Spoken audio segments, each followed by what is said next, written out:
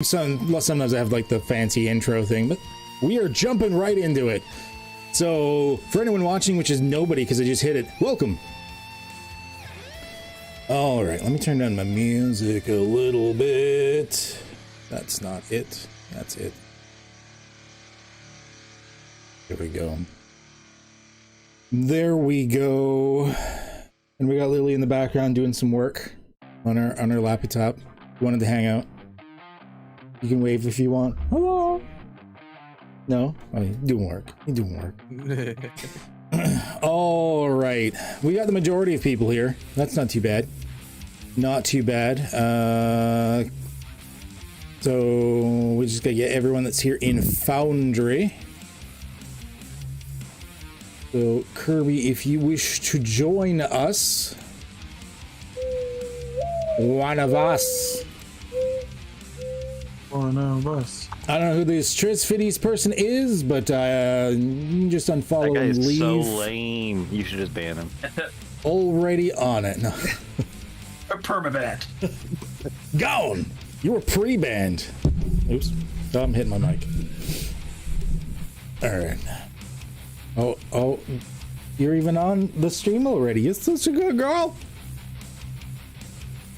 You just like doing like little loops with your mouse cursor. Yeah, I like to do that. Whee! Okay. All right. Actually, I'm gonna quiet down the music even more, as we're gonna see about getting into some intros here. So Yui, your centaur is not here. Orengoth will be, I'm sure, logging in shortly.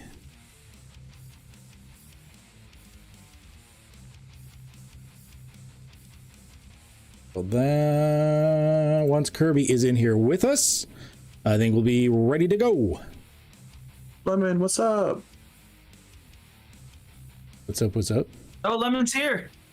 Holy shit! Butter Bay biscuits. He's Yo, late. what's up? He's late, but he's here. What is doing? Obviously I wasn't prepared. You made it. You know what? You made it. You made it. It's fine. You made it. Hopefully I made it and can stay. Yeah. I'm not gonna be like, you are 4 minutes late. Get out of my life. Get out of my house. Okay, that means everyone is here. I can adjust your little tokens on the stream to make sure that you are lined up appropriately. You're all pretty damn good so far. Alrighty. There I go. Down a bit and good enough. Close enough for government work. Okay.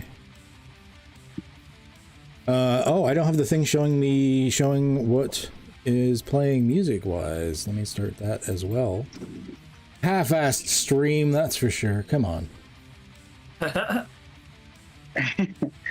scene. And There we go. That's better. to reassure myself, the virtual tabletop we're using only works on PC, no mobile, right? It doesn't technically work on mobile. Some people, you can try, but you're gonna get glitches up the wazoo. Have mixed results. Sorry. My boyfriend will let me use his PC for the time being. I'm pretty sure he'll be understanding. I can see because I forgot today was D&D. You're like, it's important, bitch. D&D. Thank you. The boys are on, okay? Or is this session 0 type stuff? This is session 0 type stuff, right? No, this is session 1. Your characters are already made. This is like session 1, like the intro session, basically. We kind of had that impromptu session 0. Okay. It's like session 0.5. Session 0.5. Session 0.5. Got it. Yeah, break it down in ingredients. Next time is session 0.62. I like Wait, it. can we do 0.69 actually? 0.69. Nice. There you go. Yes, Hey, 0.69. there you go. And then Oh, 4.20. So everyone's in here. We've got all our players.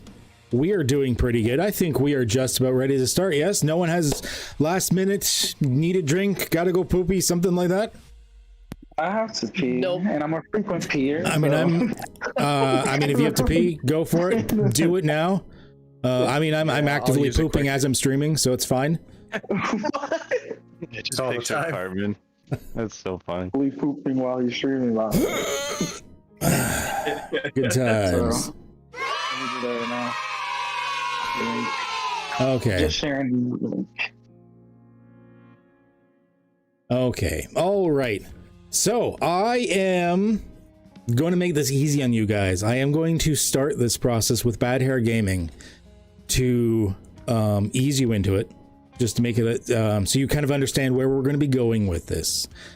So Bad Hair Gaming, I'm actually going to be making you make even more decisions than the rest of them here. You're going to get creative today for me. So BHG, you begin in a very high fantasy style city. Floating carriages drawn by griffins, people teleporting all over the place, like your highest fantasy of the fantasy, like magic is used in everyday life, that type of thing. What is the name of this interesting mega high fantasy city? I think we are going to call it Slate City. Slate. Okay, I like that. I should actually make like a thing for it here. Campaign info. We're gonna call this city name Slate City. Now, your character. Let me move the thing here. Of Gwen. Is it Gwyn or Gwen? Gwen works. Gwen. Okay. Gwen, zooming in on the city, there's various parts of the city. There's the rich sections, the merchant areas, the ghetto-like street sections. Where in the city, as we zoom in from the sky, focusing on this high fantasy city, explosions happening, people fighting monsters, things like this, where in this fantasy city are we focusing in on Gwen? Gwen has just walked out of the Archaeologists Guild after punching the guild leader in the mouth. Oh my god. Okay. Okay. Left. Work. Punched. Way to spell. Cool. All right. So you have just left the archaeology. You hear behind you the guy like screaming at you, and don't freaking come back. Yeah, whatever. Talk to me once your jaw's set, you prick. Walking out on the street, the door slams shut behind you. The fumes of this overwhelming city, a mixture of freshly baked goods and street refuse and decay sort of mingling together in this cacophonous style smell, assaults you in every way as you step onto the street. It's a light drizzling rain, slightly overcast. It is the middle of the day, say like early afternoon, like just afternoon type of thing. Bit drizzly. And you realize this is basically the premise for everybody is, for one reason or another, you're not making it as an adventure. You're either washing out, they don't want you, something like this. In your case, Gwen, the Archaeology Guild you've just gone one step too many. They can't handle you anymore. But you do know of a backup job, because there's been posts lately on the job boards at the local taverns that the post office is looking for heroes. Unfortunately, no real heroes are going to actually respond to such a thing, but they need somebody because there's something going on. They need some sort of specialists for missions. I guess if anywhere, that's probably one of the best places to go. So what would you like to do? I mean, I have to go. I've never been the kind of person to go without a job, and today is going to be no exception. Okay, so I think her first step is going to be to get a bite to eat, because getting in fights always makes her hungry. Okay. Thankfully, there's not only a lot of shops along the way, but there's a lot of little street carts, which is kind of nice. Fired up by little fire elementals inside of these large wheeled bins. You've got a various wide variety of wares that are offered within these carts. And one along the way, the first one along the way that you basically come across is this man. He's got these small, like, wooden bowls or whatnot filled with some sort of, it almost looks like a stew of some kind. And he looks at you and he's like, "Do you want groshnush?" Yeah, I'd love a Gershnush. He's the best groshnush in the city. Yeah, she'll gladly, she'll say, "I don't have any coin, and I just technically got fired. Is there something I can either trade to you or do for you to pay for the meal?" Normally I pay for the groceries. Tell you what, first time I see you here, but I've seen you around. You have first groceries free. You owe me. If you live, come back. No, not die from groceries. Maybe.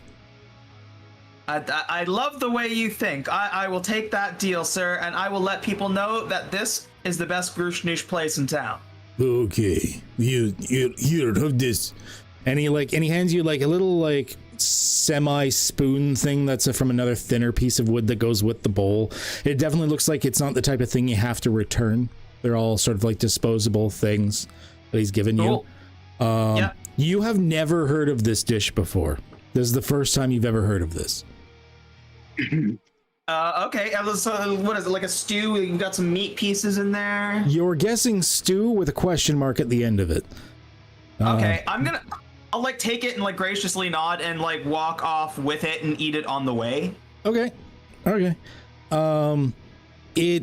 There's what you are pretty sure is meat in it as well. Floating some sort of tuber style vegetables, you hope, or finely cooked grizzle, somewhere in between.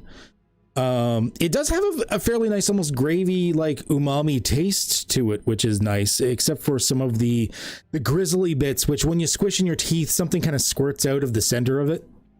Oh, nice. It's kind of like, do you remember back in the day, the jelly-filled Gushers candies? Yep.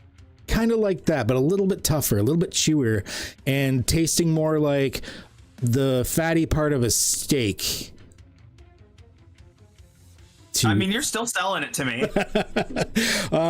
And you eat it, and all things seem well, all things considering. No constitution checks made or anything like that. At the moment, you seem to be doing okay. Doesn't seem to have any side effects, and it wasn't terrible. It was not like anything you've quite had before due to the mysterious ingredients that were probably used, but it wasn't too bad. Like I said, that very savory umami style flavors between them. And you don't see many people sell us any sort of stews from a cart per se. She has honestly had worse. She's been like, when she went on expeditions with her parents, they would have to eat whatever they had around them. Like including like bugs and stuff like that. Like this is a decent meal for free. Okay. All right. I like that. We'll go with that. So eating your bowl of stew going along the street. It is a bit of a winding area to get to the post office.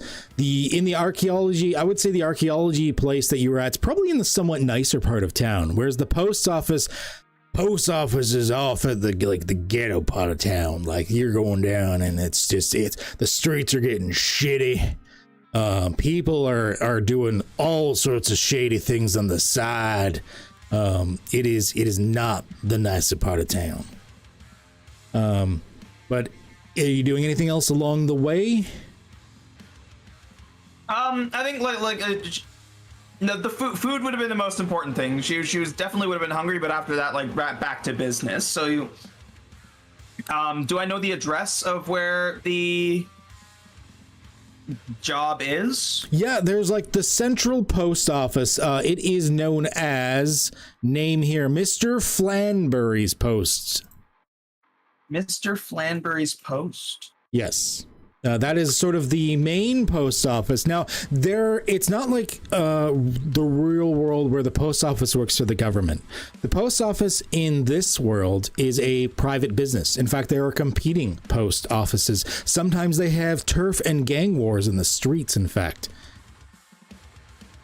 I see. So Mr. Flanders is the one that you saw that was hiring at the moment. Not one of the nicer post offices, and has been known to be at odds with several of the others in the area as well. But it is known, you would say, make a history check for me. Make a history check for me. I can do that. We like history. You do like history, in fact. Okay. 15 is pretty good. I would say that you know that this post office is probably one of the nicer ones to work for. It takes in a lot of, I would say, rejects that a lot of other places wouldn't. It doesn't have a, like, the sense of superiority and gatekeeping you would expect from something as prestigious as a post office. Which is probably good for you, considering you're now a jobless bum. I like to think I'm freelance. We'll go with that. If it makes you feel good, we'll go with that. That's what helps me sleep at night. But I would say we're going along. Let's see here. Is there any sort of complications you would go along the way? How are you dressed? Like, you just came from a prestigious archaeology guild and stuff like that. How are you dressed? So I'm wearing my regular traveling outfit. Okay. Long flowing robes. I've got my crossbow attached at my back. Dagger not in my hand. It's on my side at the moment. My sai. But yeah, with the nice flowy robe. The gold headpiece would probably be pretty noticeable. My horns. Okay. So you've got them wrapped or plated or something type thing? Yeah. All right. Well, I'm going to say that and make a here, what's your passive perception here? Let's take a look at that. Let's see here. Not great. Good. Going along, you're walking, you're almost to the post office. You're in the not so nice part of town, but you're not exactly the most observant person around. And that's when you kind of feel a little prick in your side. And you look and you see a man holding a dagger to you. He looks up at you and he's like, "Hey, bub, all lot of pretty things that are on your horns. You think you can pry them off?" I think you'll die trying. Oh, you think it's some sort of fancy adventure, do you? You wouldn't be in this part of town if you were. He's right behind me. He's a little bit to your side. He walked out of a side alleyway, sort of to your side and a little bit behind you, which is why you didn't see him. And that's when he has a dagger just resting up against your ribs. Can I tell how tall he is? A little bit shorter than you. Human, as far as you can tell. He's a bit wrapped up, and he's currently got a bandana up over his face. And yeah, he's just swathed all in standard roguish attire, very blacks and grays and stuff like this. Excellent. Can I firebolt his testicles? Okay, I'm assuming you probably want to do subtly so he doesn't just shiv you in the ribs while you're doing it. Yeah. Okay, I'm going to allow you to try a sleight of hand for me to see if you can subtly cast this to fire, roasting chestnuts over an open fire. Certainly. Get a little Christmassy here. Okay, all right. Did not plan this one at all, so 1 second here. Let me quickly drag in, we'll say a bandit sounds pretty good. Let me quickly drag in a bandit.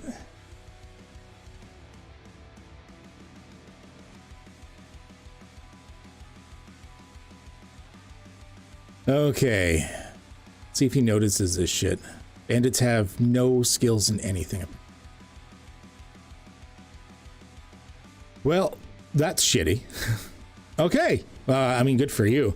So he is so fixated on these golden horns, these gilded horns of yours, and he feels so safe and secure with the fact that he has a dagger resting up against your ribs that he doesn't notice you like doing the naughty bit tickle as you begin to cast your spell. The flicks of flame coming out. Go ahead and cast Firebolt for me. With advantage, actually. Oh. I guess I don't have a thing. Oh, it still works. There we go. 14, 10 fire. Okay. 10's a lot. He's just a dude. So, what do you do to him? Because this could wreck his life. His life was over the moment that he put a knife to my back. Okay. All right. So you're gonna end him from the naughty bits up? He is literally standing like with his nuts resting at my hand. It was not a good choice on his part, and I just let loose that firebolt, hoping that it goes right through him. Okay, all right. So, with a bit of ignition on his downstairs mix-up, this guy, he looks at you, a bit of a grin and smirk on his face at first, and he's like, I think that you're gonna... And looking at you, his eyes widen and widen and widen as you, like, gout flame into and up him to the point where you even see a little bit of a glow coming from inside of his mouth. Before he just like takes a couple of steps back and you see this corpse just fall backwards into the trash of the alleyway, bits of smoke rising from the corpse. I'm gonna look down at the corpse and go, you picked a bad day to mess with somebody, man. I'm sorry. Quick's like, great balls of fire. I'm gonna walk into the post office. All right, and you get to the post office at the same time as others, so we're gonna move on to the next person and do your little intro. Let's see, next person, we'll just go down the player list here. So Marjax Ashburn. Marjax, once again, we are in the city of, we have now named it Slate City. All sorts of different locations and regions. Think of it as like a super magical New York City type of thing. Or Toronto, or wherever you want to be. But in a fantasy realm, full of fantasy creatures and fantasy things and all sorts of fantasies. Some involve donkeys and some involve torture. Marjax, zooming into the different part of the city, leaving behind Gwyn. Where in the city would we kind of find your person? What would you normally be doing right now? So, today, we're panning into the side alley door of SC Tavern, Slate City Tavern. I'm currently being thrown out the back door, face first, into a pile of rubbish. And why did you get thrown out of the tavern? Well, struggling to look for work, I've taken a job at this tavern, running security for them. But it's hard to be good at security when you're too good at stealing from the safe. Oh, you were skimming. Apparently not so good, though, that I didn't get caught. So I did. And instead of, a fate worse than death, they just threw me in the trash because, well, I'm much bigger than everyone inside. Yes. So you just got chucked into the trash. You see two people standing at the doorway. There's the hulking half ogre there that acts as the bartender, and then there's the halfling that actually was the one that threw you out, also standing there. And the halfling looks at you, this short little guy, like barely 3'9", looking at you, going, "If you think that you are going to be coming back here again, think again. You will never see this place. Get out forever." Listen, halfling, I let you throw me out. I wasn't coming back anyways. Fuck your bar. You are done in this town, Marjax. Get out. Get out! Alright, so I slowly walk away, dusting the trash off of my shoulders then. Okay. They just slam the door behind, like you hear this, like, as the bar, like, slides across it, locking it in place. There's a homeless man not too far away, a dwarf that's kind of underneath like a bunch of like papers and extra like rubbish, some bits of wood that he's found to make a little teepee out of and everything. Just like he's like got a bottle that has like maybe one swig of alcohol left in it and stuff, looks up at you and goes, "All right, I'll say good day, and is all sorts of problems. I stated what fucking it." So, I'm just going to kick him down to the floor, take his bottle, and then I'm going to ask them if they have any money. Okay, Chances so are. you lay the beat down on this poor homeless man that's there, emaciated with basically nothing except a swallow full of alcohol left. The bottle flinging from his hand, you're able to pick it up. You smell it. The alcohol that's in it smells like it was wine it's gone sour, like it's vinegarized. So like what he was drinking was absolute rubbish. And he looks at you and he's like, get this stomach Frank all the way over there. You think I got anything if I was like this? I'll go in here and any moment and she didn't go nothing at the size of the tits on her, but you're not going to find it anyways. And that's all you get out of it. The fact that this man is a jumbling mess, I noticed a flyer behind him. Okay, yes. With that, one of the papers he has plastered on his makeshift little teepee thing as his roof is a couple of flyers actually for the post office. You like rip them off, and he's like, holy roof, fuck. But nevertheless, you take part of his roof with you, giving him one last final kick to the shins as you go, shit. And that's when you notice, hey, another job opportunity, a fairly good one too. It looks like they'd be not only paying you per mission, but a general monthly stipend as well of probably around a gold piece, which isn't too shabby, all things considering. And then you make individual marks depending on the type of things, the special deliveries and delivery fees that you take up. Special deliveries and special delivery fees. Sounds like I might be able to make a pretty penny from the special deliveries. Excellent. So what part of town was the SC Tavern in anyways? So the SC Tavern is on the southeast side of the city. It's very, very, I wouldn't say run down. It's more localized. It's kind of just a normal, I would say a suburb almost, not a suburb, but just a very quaint part of the city. It's not busy. Not super built up with like super tall buildings or anything. Like it's the type of thing where you'd see brownstones. I was just thinking of that word. Yes, it's like the brownstones, even where sometimes you see like the gaps in between the brownstones and stuff. You never more than like 2 stories tall. Yes. That type of thing. Okay, cool. So I mean, you got there's no. You got children playing and like there's like these fire hydrants that have like trapped water elementals in them and stuff. Sometimes the kids will like release the top and the water elemental starts escaping and they're like playing in it and stuff. These like half-orc children and little they find fun where they can, that type of thing going through. You don't have far to go to get to this post office. It's on the same rough side of the city that you're on, at least. And is there anything in particular you'd like to do on the way there? Anything that you were hoping to happen? Well, I have to stop at the smith shop on the way there because I do not have my mask. It was being repolished. Oh, okay. Yeah, sure. You're able to do that.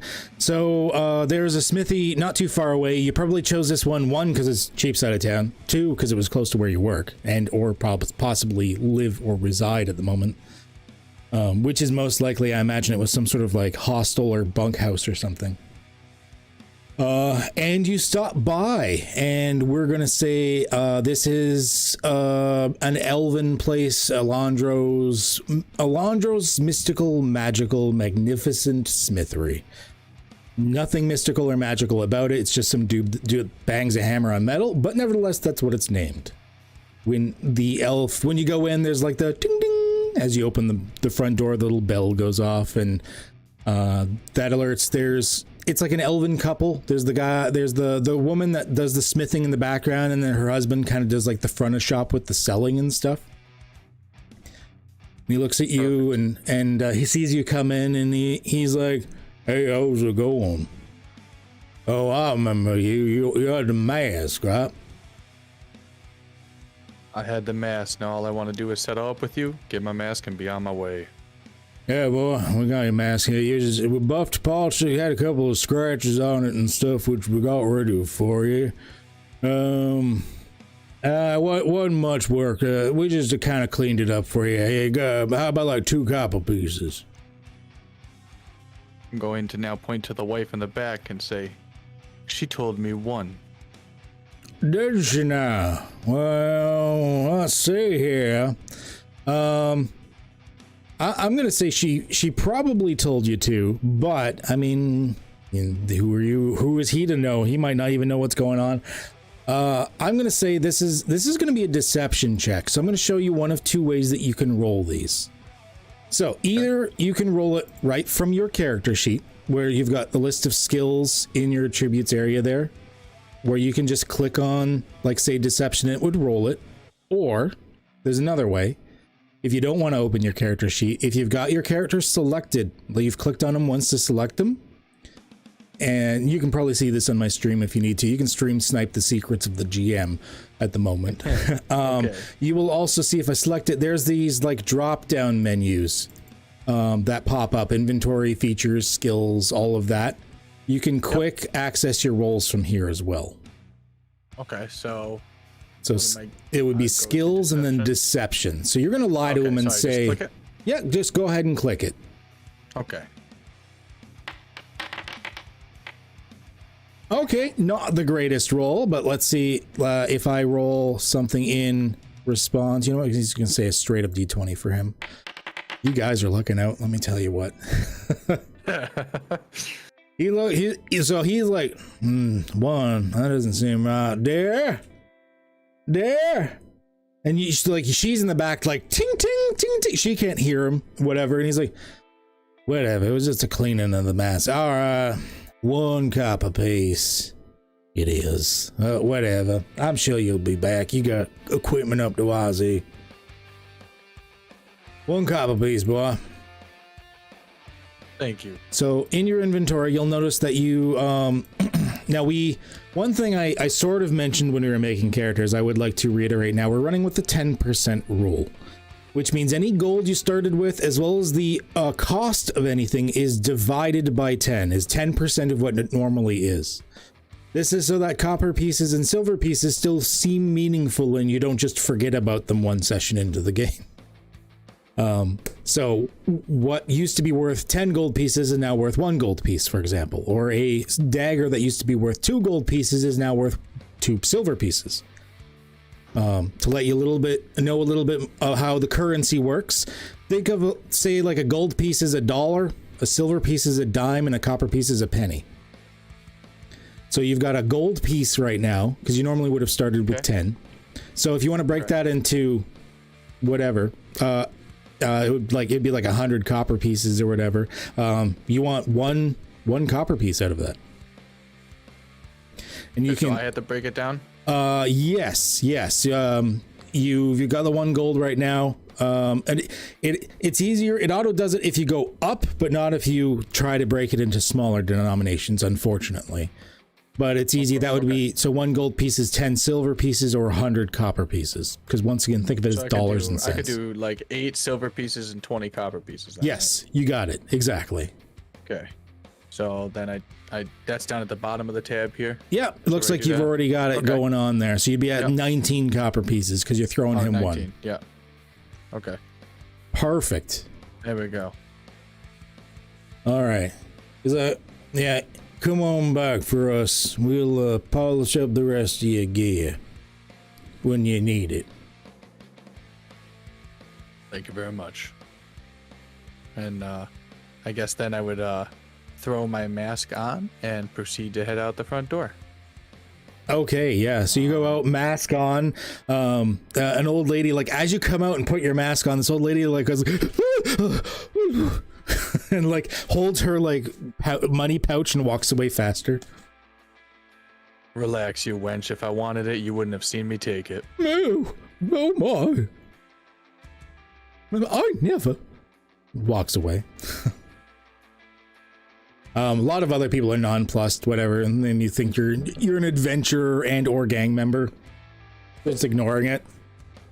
And with that, you're able to walk on towards the post office, Flanberry's, which is right nearby. Before I move on, is there anything else that you wanted to do and or have or whatever? I think that I've gotten my affairs in order. The mask is the most important thing on my person. It is how I conceal my identity as we move through cities. I forgot to show everybody. That's what you have set as your picture right now. I love the rubber ducky. Do you have that with you? Is that like a thing? I keep the rubber ducky on a strap on my hip side. Okay. All right. Ever Yes. important. I'm going to use that to fuck with you somehow. I just know it. I'll take it. Okay. Moving on.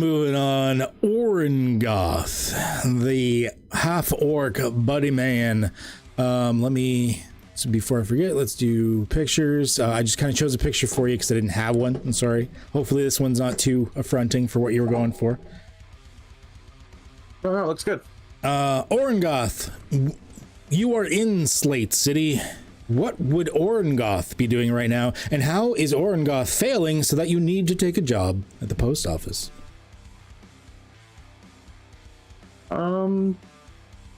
He's a hero in his land where he comes from. The quests were very simple, so when he came to the Adventurers Guild, it was too much for him to bear. Okay. So I'd probably see him at like a tavern, just sulking. He couldn't make it in the guild.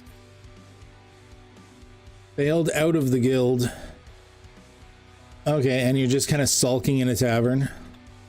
Yeah. And how long have you purpose. been? How long have you been here drinking? Has this been like an all-day affair type of thing? Yeah, all day. Okay. All right. So so you've been here. You've been hardcore drinking. You're aiming towards the cirrhosis at this point. And just giving her. Although you're a big boy, so it does take you a little bit. And we're gonna say that I'm not gonna deduct money from you for this. We're gonna say that you used to be wealthier before today, not so much anymore. And you're on your last flagon of we're gonna call this a halfling car bomb.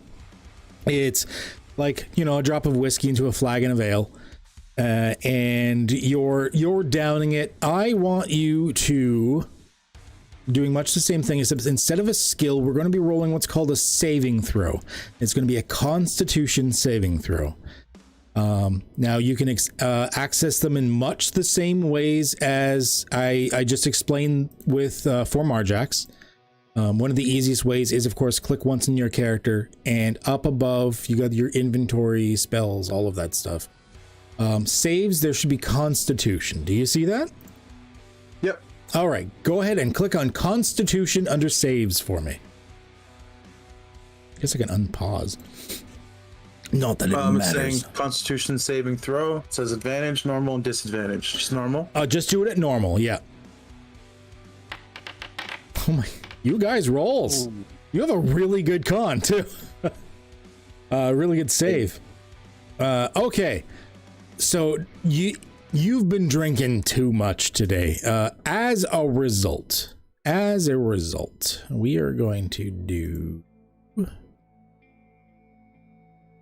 We're going to give you the poisoned condition. Basically, you're too drunk. You're not pass out drunk, but you're going to have a tough rest of the day.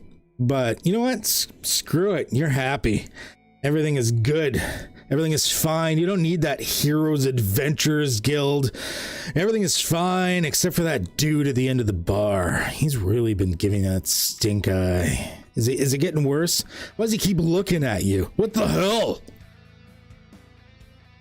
What do you want to do anything about this?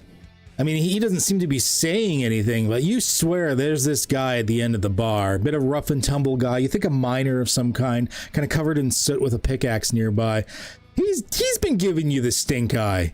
Is there something you want to do about this? Maybe go up and approach him, ask him why he's been eyeballing me all night. Okay, yeah. Well, how would you say it? Go ahead and say it as you would.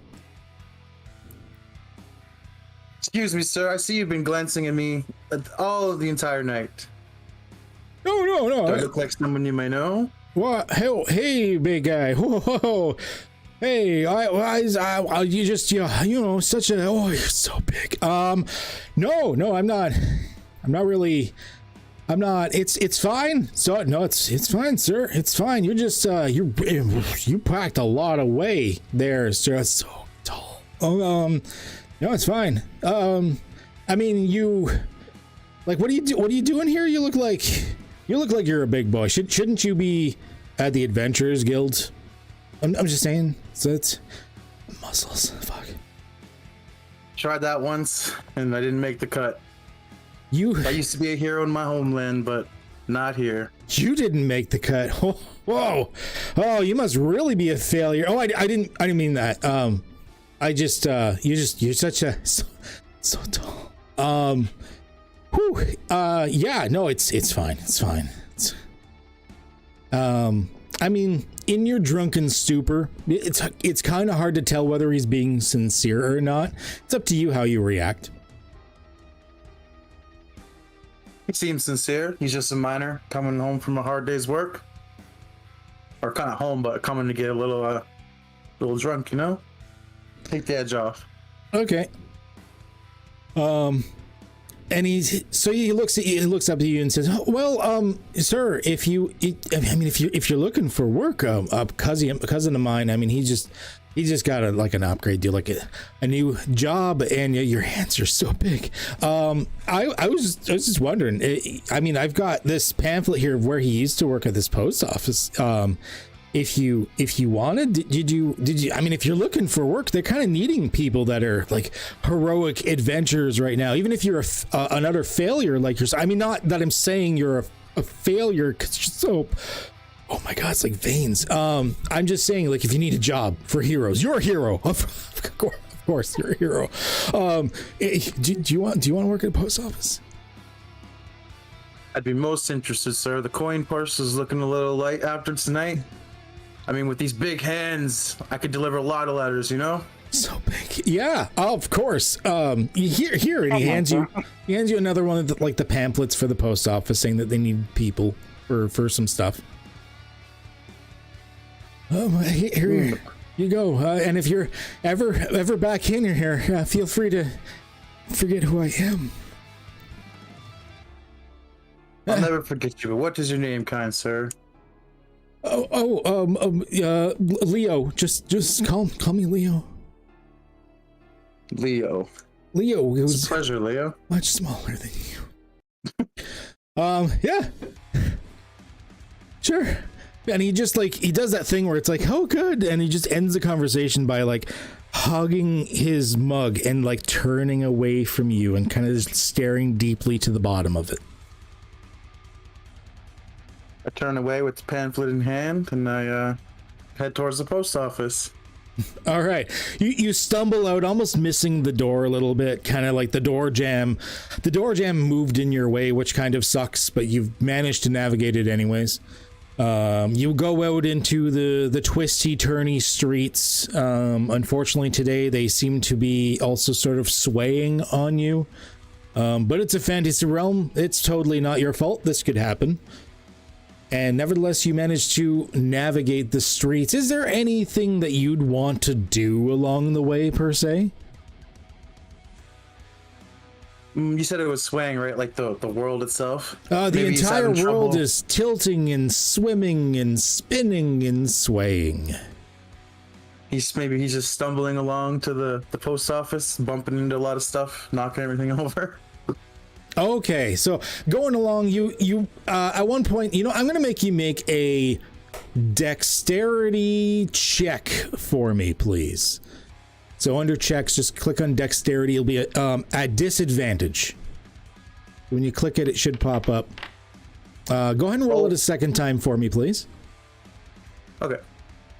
So to explain what this, so now we're going to explain the advantage disadvantage mechanics. Super simple. If you roll normally, you roll once, that's your result. If you roll at advantage, you roll twice and you take the higher of the two. And if you rolled at disadvantage, you'd roll twice and take the lower of the two. Nice and easy. So in this case, it was at disadvantage. So we have a 16 and a 9. So we're going to take the 9 is what you rolled for your dexterity check. So dexterity is your ability to balance, navigate, this type of thing. And with this, you stumble around the street and you get in this like newspaper stand and you sort of reach out to stabilize yourself as the world suddenly violently tilts again, only to realize that's not a wall, that's a stack of newspapers. Going ass over tea kettle into the newspaper stand, a old lady screaming some language you don't know, like like screaming at you to get out of her newspaper stand, like slapping you across the face with a newspaper. How would you react to this? Oh, I'm so sorry. I didn't mean to. I could barely control where I was going. Still yelling at you, like just like to get out and whatnot. You're like laying half there, world still swimming, covered in what was once neatly stacked newspapers. Do you? Ma'am, if there's any trouble, I could help you stack them up, or I could pay for anything I broke. Get out! Just get out! Just get out. Oh my lord. You just get up smell and like away. tavern floor. You smell awful. You smell like my grandmother farted through onion. Get out. Smelling like onion, I just get up and walk away in shame. Oh. Good. You walk away. The kind-hearted but very drunken giant seems. You pull yourself out. You kind of like half-assed, like try to fix a couple of the newspapers and sorry, but she like slaps your hand again and before you finally rush off and hurry off down the street. Finally stumbling your way towards the post office. Still kind of drunk. You think it's going to take you a while to sober up, but I mean, you're a big boy. It probably won't take too awfully long. But for the moment, when we do get to some fun stuff after this, you're still going to be drunk, because I like that idea, and I'm an asshole. Hell yeah. Okay. I love it. I've been smiling cheek to cheek the whole time. This is great. Before we move on, is there anything else that you wanted to happen? No, it seems good. Maybe he just falls over and takes a nap in front of the place. Okay. Yui, or Yui, is that how it's pronounced? Yep, we. Okay. Once again, zooming back out, back to the clouds, across the city, sort of doing like a GTA, like pull, like boom, boom, boom, switching to different characters. We push back in and we focus it on the centaur. And let me bring up the picture for you. We're gonna focus on this centaur person with this like cool staff going on. You got like this antler crown thing, got all this regalia going on. It's very naturistic. Where in the city are you? What would you be doing, and why have you failed in such a way that you may need to join the post office? I will believe that I'll be in the library part of the city. So I guess like, I don't know, east side of the city in the library, trying to do research on my previous failures. I guess I was trying to do some druid shit and I failed, and I need to, study up more.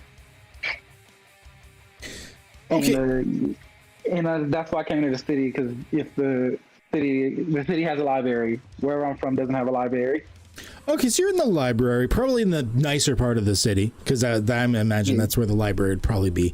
And they have different sections. Being a high fantasy city like this is, it's going to have sections on different vocations. There's like the wizardly section where some of the books talk back at you and are chained for your own safety and such. Maybe the area of unfighting where there's books about fighting. Half of them are burned and there's a big old sand pit in the middle for some reason. But there's also the naturistic part of the library. It's outside near this like veranda area. And there's these books that are somehow protected against the elements that are in this like, once again, sort of outside area. The pitter patter of the light rain that's falling is actually falling through this natural canopy that's over it. And you're reading these books that are on these almost leaf-like pages between the books themselves. Trying to glean a little more information of the ancients, trying to figure out why you are all the sucksors when it comes to being a druid, and why what you've tried to do in the past just hasn't worked. Yeah. Specifically, your last mission where you were trying to fight against a group of loggers that were basically cutting down a very sacred forest, including trees that were thousands of years old. And so in the best way you could think of, you summoned forth small fairy creatures in a ritual to chase the loggers away. Unfortunately, you're not really powerful enough for that. You didn't have great control, and next thing you know, there's an orphanage on fire, fairies are everywhere, and gremlins have become a problem. So you fled that. Terrible. And now you find yourself in the library. Yeah, I guess I'll be looking for books on summonings and stuff. Okay, yeah, looking over the books, you know what I'm gonna have you do? Your turn to start roll something. I'm gonna have you go into you for skills, and I'm gonna have you do an investigation check because you are investigating in the books, looking through the books. I should probably go on chat so I can see it. You guys, what is with these first rolls for all of you? You're just getting out of the way now, I hope. Yeah. Like, can you roll above 10? I'll try my best. So you have no idea. Like, maybe this is part of the reason you're like half the books you're going through, and let's see here. What do you speak? Common, Dwarvish, Halfling, Sylvan. So you're going through half the books, and although a lot of them are in Sylvan, you wonder if maybe you didn't take enough language, like sessions with the elder that taught you, or, I mean, you're a centaur, you should know this shit, but for some reason you look at the book, and it's like your first year of advanced calculus, and you're just like, I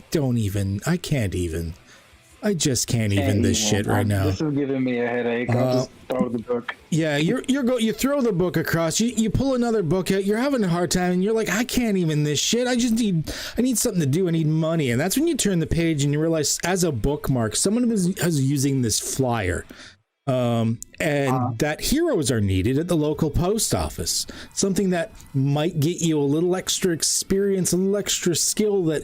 I mean, you figure maybe if you get a little action, maybe if you sort of burn off some of the disappointment that you have in yourself right now, that maybe you could come back at this with fresh eyes. Yeah. Yeah, so I look more into the location of where this post office is. Is it inside the book? Does the book tell me where to find it? The pamphlet that was being used as like a bookmark is the same pamphlet like the others were getting. Basically, it's a help wanted type pamphlet. Yeah. Okay. Yeah. So can I take this pamphlet with me? No one's using the bookmark anyway. It's not attached to the book. You have no idea who is doing this. Who the hell leaves a bookmark in a library book in the librry? Like, come on. The same guy. Yeah, exactly. Somebody who chaotic evil. So you take it out, you put the book back, and as you go to leave, you actually see a big dragonborn man, green scales coming in, and he actually ends up pulling the same book out that you just had as you're leaving, and goes, "Oh, my bookmark's gone," just as you leave the building. That sucks. That book sucks. I'll save him some time. So is there anything you would want to be doing on your way? Anything that you think your character would want to kind of get done on the day before you go and have your maybe job interview? Let's see. Maybe I would like to freshen up. I'm a big centaur. Maybe I'll stink. I don't know. Okay, all right. Well, there are various bathhouses and stuff in the city, and being a centaur, and being a high fantasy city, it's not like you've got to they're gonna treat you badly and say get to the stables. No, there are special accommodating bathhouses for those races that are of the larger, many-legged persuasion, such as yourself. And as a result. Yeah, so you can, and you're in the nicer part of the city, so you're more likely to find it. Heading towards that area, there is the Resplendent Gilded Bathhouse. I like the name. I think I'm going to go in there. Okay. At the front desk is a very well-to-do elf. Very gender fluid. You can't really pick one side or the other, either by face or clothing or anything, as is often the case with elves anyways. But I mean, high fantasy situation, pinning that stuff down isn't really a thing anyways. And he just looks at you and goes, hello, yes? I would really like the name of this establishment you have here, and I'm looking to freshen up. So do you mind giving me a room I could take a bath in? Do you have a bathhouse? Oh, yes. Would you like a private bathhouse? I'm okay with being public. No shame in my game, obviously, and I'm just show me off. We do have semi-public ones. It will be a fairly cheap price, only 20 gold. That is a bit.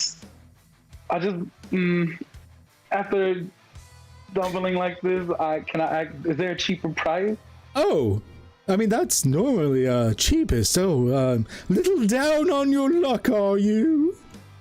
Well, tell you what, for 1 silver, I can get the janitor and his mop bucket. That's disrespectful. I guess I'll give him the 20 gold that I have to take a bath. I guarantee you do not have 20 gold. What? I don't? No, you've got 1. What? I got 1 gold? Bullshit. I'll take the mop bucket. Okay. Here, I'll to make it a little easier on yourself, I'm gonna convert your golds to silver right away. So you've got 10 silver in there. So he's like, 1 silver, and we'll make sure you're nice and clean out back. Yeah, okay, yeah. I'll just prance on the out back to give him the. Do I have to pay it now, or do I wait? Yeah, just subtract. So you've got 10 silver pieces in there right now. Just set it to 9, or you can also type in -1, and it'll just remove 1 in the silver pieces. You'll find that in your inventory at the very bottom on your character sheet. I did it. Okay, I have there 9 you go. silver pieces now. Perfect. So yeah, he leads you out into what looks like the nice common area, and then takes a sharp right through what you think is like the servants' entrance in the back of the building, which leads to like the wagon port where all the wagons are kind of parked. This is disrespectful. And then there's this like elderly man with this like porn stash going on here, all gray, kind of there with the mop up bucket going, I'm here to make you clean. I'll just do a T-pose. Get the scrubbing. Here you go. Extra 3 copper. I'll spend extra time on your naughty bits. Just saying, I got no shame. Yeah, sure, yeah. Can I just make this 8 silver pieces and then give myself 10 copper pieces and give him 3 of that 10? You got it, Pontiac. That's how it can work. Yep. Exactly. Okay, -3, and there you go, buddy. I like to just gently hand it to him and say, thank you. Nobody really does this for me. the way you're going to do this for me. I get that, Sonny. I haven't had much attention myself in years. Don't you worry. One day, you're going to be where I am. Right. You'll be where I am. You can achieve this too. Oh. Anywho, here, I got my mop now. Arms up. And he begins just like swabbing at you with the mop. It's you think it's fresh-ish water at the very least. At the very least, it's not been well used. It does have soap in it, which is really nice. And the mop is relatively clean. It is a fairly nice place. As you get mopped down and scrubbed with an old man and a mop in what is essentially a carport, like garage of a cleaning place. Finally, about 20 minutes later, he goes, "There you go. Anything else?" No, that'll be all.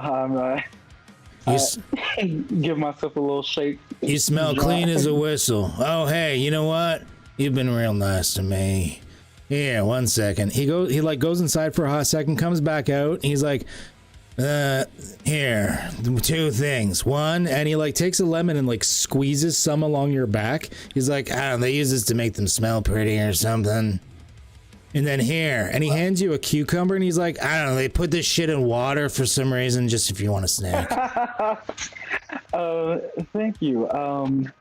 You mind if I can get a glass of water to put this in? Yeah, I don't think I have a knife to chop this up. I'm not giving you a glass. Stick it in the water? I'm not giving you a glass. No.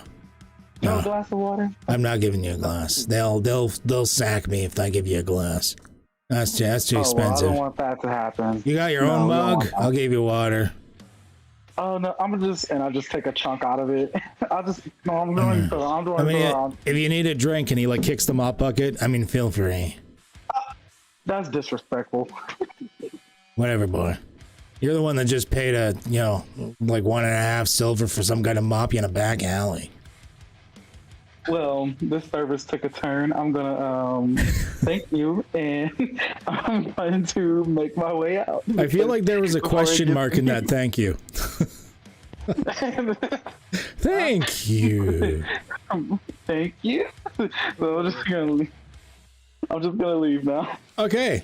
With that, feeling fresh and smelling like lemons, despite the slightly horrifying experience that one day you can pay a therapist for, you do feel cleaner, and you are indeed heading towards the post office.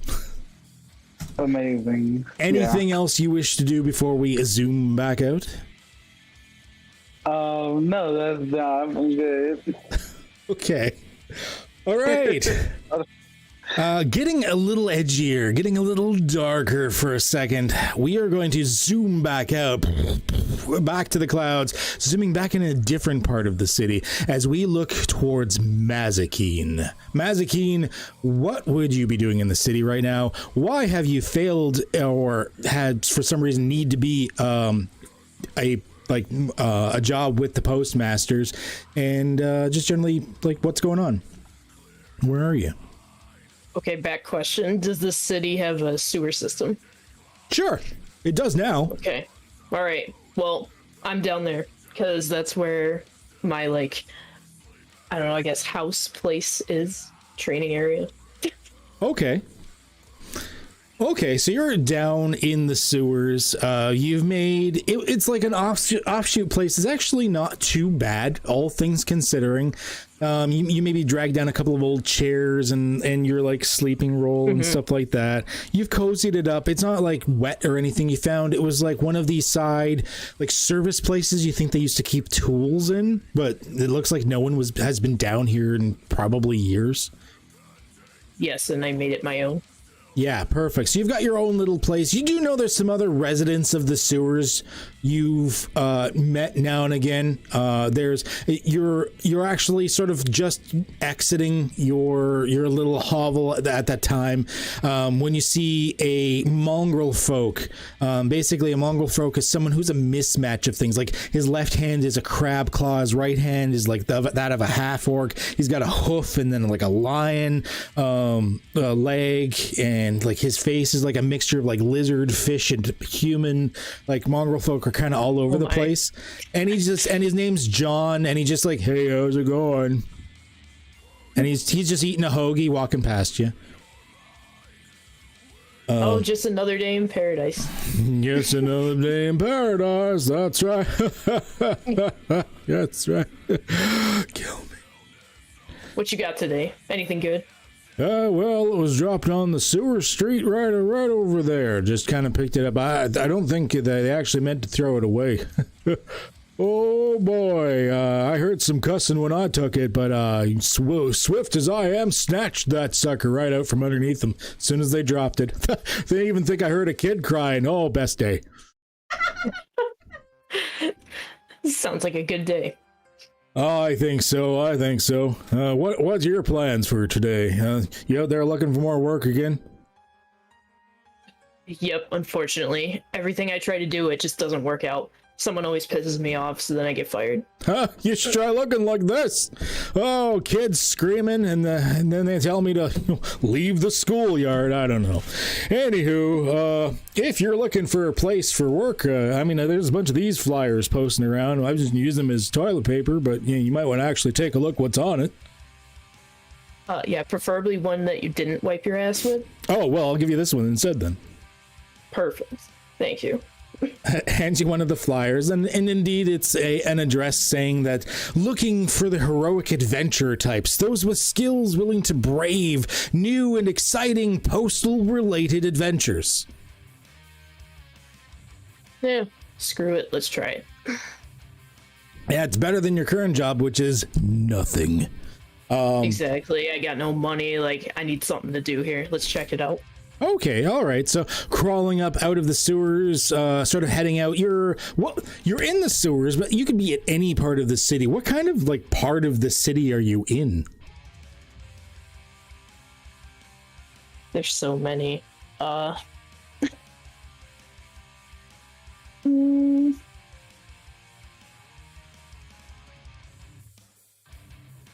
don't know. I guess maybe tavern area. Tavern area? Okay, so the business district, we'll say. So Sure. above you can hear not only the taverns, but the shouting of the merchants from the bazaar being like, shoes here, I've got your shoes here. Oh, cloth here, I've got your cloth here. Enslaved halflings here, I've got your enslaved halflings here. That's a niche market. Nevertheless, you go up out of the sewer. Someone steps to the side from the grate that you move, "Oi, what the hell?" Get out of my way. All right, fine. Just kind of straightens his jacket and goes back to just browsing the busy marketplace, so to speak. A lot of outside stalls as well as some stores nearby and everything. You carefully put back the entrance to your neighborhood into place so no one knows, and venture off into the market. Is there anything you would like to do before heading out to the post office?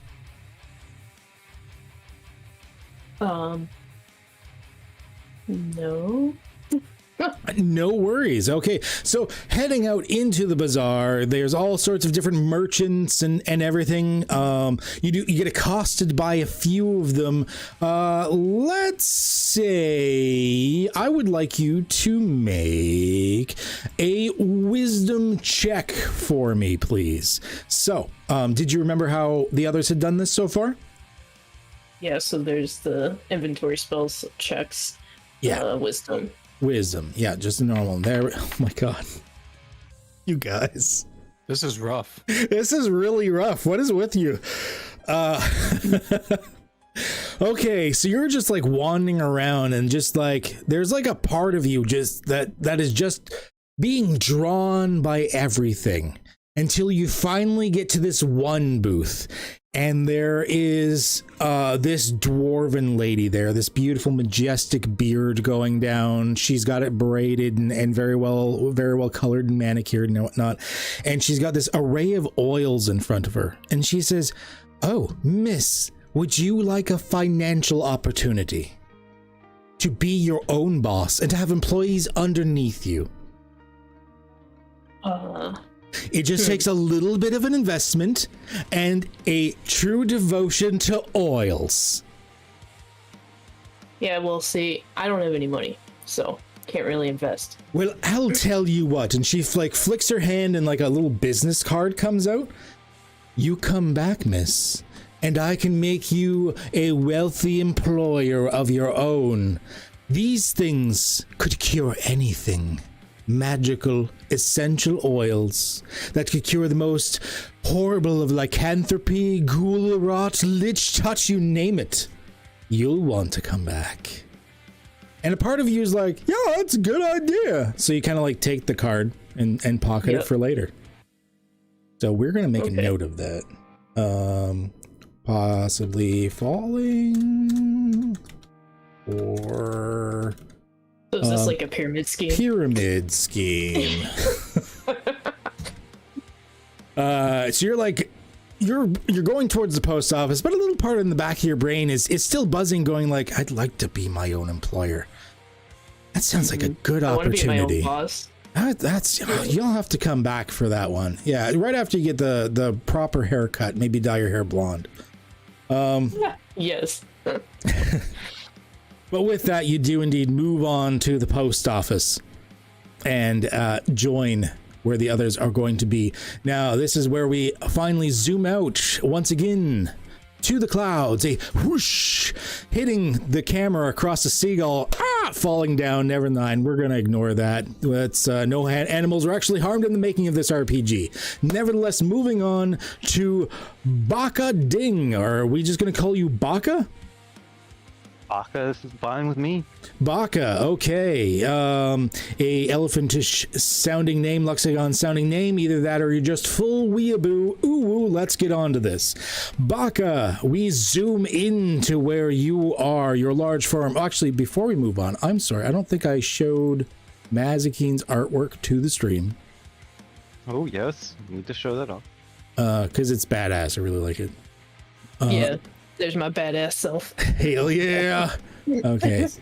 And now we're going to show Baka as he's not large, he's not fat, he's just elephantine. And we zoom into what part of the city, what are you doing, and why has your life been complicated in such a way that you may actually want to join the Postmasters? Well, being a selfish and forgetful elephant, I didn't fit in with my clan very much, and you find me working at the last junkyard I have not been fired from. Currently being fired for stealing parts. Okay, filing for stealing parts from a junkyard. So you're on the outskirts of town, I'd say then, most likely. Yep. Just like it's a bit of a trek in. Okay, we're gonna say like the junkyard's run by a couple of small goblin fellows. And you were caught. There's like a really nice set of gears from this automaton that you'd seen, and you're just like, oh, I need those. And just as you're taking them out and you're like putting them into your pocket, you hear from behind you, "Hey, what's going on? Those are ours." Nothing. I just thought they were bad, so I was gonna move them over to this other pile. This is the last time, Baka. We told you. Get the hell out. Oh man, but this is the last job. I can't work at any other junkyard. Listen, springs, struts, all sorts of things. Okay, you took an entire construct head the one day. Get the hell out of the junkyard. Yeah, man, forget you goblins anyways. You guys didn't pay very well. Did we pay him? I think we did pay him. Oh shit. We didn't pay the other guy. I don't get paid. What the fuck? They're all like start arguing amongst each other. It does seem to be escalating to the point where knives are drawn and there's like this like dun, dun, dun, dun, dun, dun, and they're like about to fight each other, and you're like, oh, okay, maybe it's time I go. All right. Head out to the junkyard. Heading out is first of all, I'm gonna make a note. I'm actually gonna give you like a free piece of like random junk or whatever in your inventory after this. Free junk. Okay. What is there anything you would like to be doing on your way out? You don't know about the post office yet, just on your way out. Just looking for different, since I'm more adverse in nature, I guess looking for different fungi and different things for medicine and food wise since I'm broke. Okay, I like that. Looking around, so I am going to give you a choice. Like, you're seeing a lot of plants and stuff around. So, do you think it would be better for you to be relying on your perception to be noticing this stuff around, or is it more about your nature skill to sort of be identifying what you are or already seeing? Let's go with the nature skill. Nature skill. So go ahead and roll the nature skill for me, please, and let's see if you can get above a 10. Let's see. So that's in skills, and I look for nature. There we go. Bam. It's above a 10. Let's go. Yeah, he's a superhero. Okay, so you have, looking around, you notice in the middle of the street a fairly rare type of mushroom known as an ashen cap. You're like, oh my gosh, I could use that towards making a healing potion. And you rush into the middle of the street. And I would like you to make a strength save for me, saving throw. You're gonna test my worst one. Is that your worst? And just normal? Just normal. Okay. Wait. So you rush into the middle of the street, and you're like, oh, the ashen slam as a horse and carriage, which didn't notice you until the last second, despite being like a 400-pound elephant man, slams into you. I'm going to now have you make a constitution save for me to see if this actually hurt. Because this is like a Kia hitting a moose situation. So normal, right? So normal constitution save for me, please. Yes. Oh, that is damn good. Okay. So you're just there. You're like, there's like, the horse misses you, but the carriage sort of slides sideways, and there's this like slam crack as this carriage like wraps itself around you. You're actually relatively unhurt. It may be like a little bit of bruise and some scratches, and more surprised than anything. And you're probably gonna have a bit of a scratch in your back for the next while. But you see this like man and woman half hanging out of a window of the carriage, super surprised as you look up, and this is totaled wagon, like a closed carriage type of situation, just buckled around you. But the mushroom's fine. Ashen cap mushroom also gained.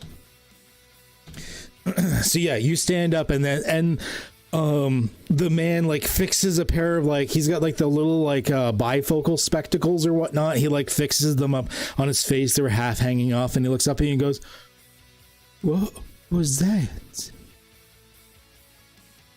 Are you all right?" I respond as I am all right, but being selfish, I don't ask the same question back. Okay. Well,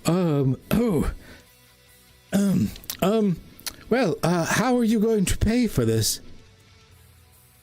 Well, I was just wondering about what kind of neat stuff you had in this carriage here, since you guys are quite smaller than I am, and I am quite broke.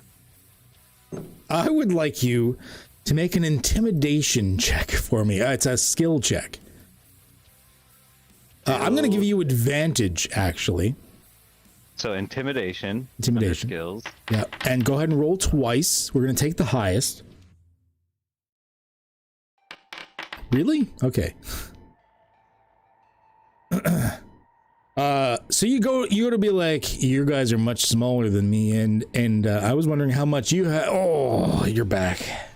And like a little bit of like blood sort of trickles out from the mouth, and when it's obvious that like as big as you are, you also kind of got not hugely hurt, but a little hurt from that, and he can tell that you're also, you know, a little banged up and whatnot. So you weren't as intimidating as you could have been. Plus, you now have the driver who was up on top of the thing, sort of getting up from the ground where he was vaulted forward, getting up and pulling a pistol from his side. he like just with the pistol does that thing where they kind of like motion with the end of it. He's like, just get out of here. All right, and then I just scrap it and say and leave. I'd say that even at that point. So whatever. You hear the people on the inside yelling at the driver, what do you mean you let him go? And the driver's like, trust me, you don't want to tussle with one of them. With that, you get the cap from out of the street, which is really nice. You're admiring it, and you're looking for something to sort of wrap around it just to protect it. I mean, you know, it's this like a bunch of on the streets. There's a bunch of these flyers that are just sitting there. You pick some up and wrap it around the mushroom. But as you're doing so, you take one of the flyers and read it, and notice that there's a new employment opportunity at the post office. Into town a little bit, but not sort of on the same side of town that you're on, at least. I will continue to examine it and try to remember it as best as I can, and still wrap the mushroom in the thing and start to head that direction. Okay, excellent. Yeah, not a problem. It doesn't look like it's that hard to find. It's a fairly well-known building, all things considering. So you are indeed going to start heading in that direction. Is there anything else that you kind of wanted to do in your day before you actually head to the post office? Nope. Employment is the most important, so. Okay, excellent. So with that, we have done our introductions as everyone gets ready to head to the post office, to Flanbury's post office, where hopefully you will find employment. Now, I need a quick drink and a real quick break here. So what I'm going to say is let's break for like 5 minutes, and then we'll come back and we'll continue. Sound good? Sounds good. Sounds good. Perfect. All right, Perfect. scatter. To me. All right, I'm just going to mute myself a quick one. And I'll be right back.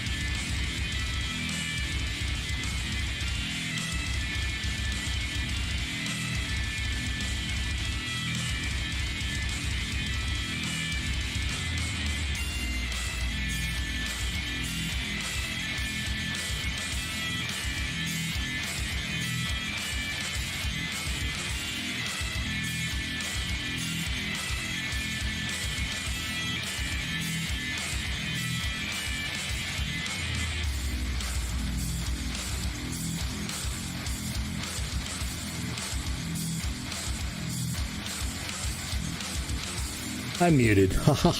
We'll be getting back to the action in just a moment.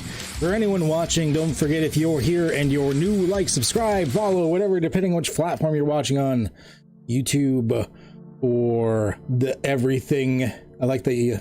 Sorry, I haven't been paying as much attention to the chats. I will go through them afterwards. When we're in the role playing, I don't tend to do as much. That's loud. I don't tend to do as much with the chats, but I do see all of you chatting. Like yourself, big Bad Hair Gaming Force, Kellyan, Taser, Loud Noises, Quick, all of you good guys, thank you for being here. We're having a good stream so far, and we're going to jump back into the action in just a moment. But we're giving everybody a bit of a quick break here. I think so far it's going pretty good as we get ready to enter the post office. So I am going to unmute myself. We're going to get back into the RPG area. Unmuting myself. Like 5, 7. Hello, I am back. We will Welcome back. no rush for anybody. If people are still getting drinks and stuff, we can sit and chill for a minute. I'm good. I've got your head. I've got your head on top of the Postmasters of the Universe dude's body on my stream, and it's sending me. Is it? let me. I'll post it in the private chat here. Can I move my? I didn't want to run too can. much at once because I'm sorry I haven't been running your stream. No, don't even worry about it. Like I said, it's just like a background thing, right? My first yes. Oh, the first the first 45 minutes of the recording is completely silent. it's silent? Oh, okay. Yeah. It's all good. I'm gonna sit by Taylor. I'm gonna sit over here. What up? Hello. All right, I'm just gonna move Yui back here just so we got everybody in frame for the moment. Yeah, well, almost everybody is back. So, just quick feedback since most of you are new at this. So far, so good. Everyone, okay time? Loving it. I will alert you now. The style of play that Bad Hair Gaming and myself tend to run is not like a lot of DMs. There's a lot of like combat focus heavy mechanics DMs, and I sometimes run games like that, but we tend to run it a little differently, a little more creative and narrative heavy in the beginnings, especially like this. So I'll let you know if you play with someone else in the future that's not one of us. Don't always expect it to run the same way. Every DM has their own style, so it may be a very different experience. So I'm just warning you. Okay. It's not that it's bad. Okay. As long as everyone has fun, you can't have fun wrong. Despite what some people might tell you, be like, you're doing the rules wrong. No, you can't. I hope it's just like that. It's just like that. They're comfortable explaining the rules. I call them actualies. Actually, which is a great game show. I love that game show. Actually. Actually. So A nerdy version of Shanae. yeah. If you haven't watched actually, it is a terrific show. I'll check it out. My first time hearing that. Yeah, it's a game show of like nerdy things, but like what he does is he says like a fact about like a nerdy IP, but something in it is wrong, and the point is to interrupt him and question and correct him by saying actually. That sounds amazing. I might actually watch that. It is so amazing. It's extra good when you get someone really nerdy that not only corrects what was intended to be wrong in the sentence, but then corrects things they didn't know was wrong in the sentence. Oh, you mean Brennan Lee Mulligan? Brennan, Matt Brennan Lee Mercer, a Mulligan. lot of like the super nerds. Yeah.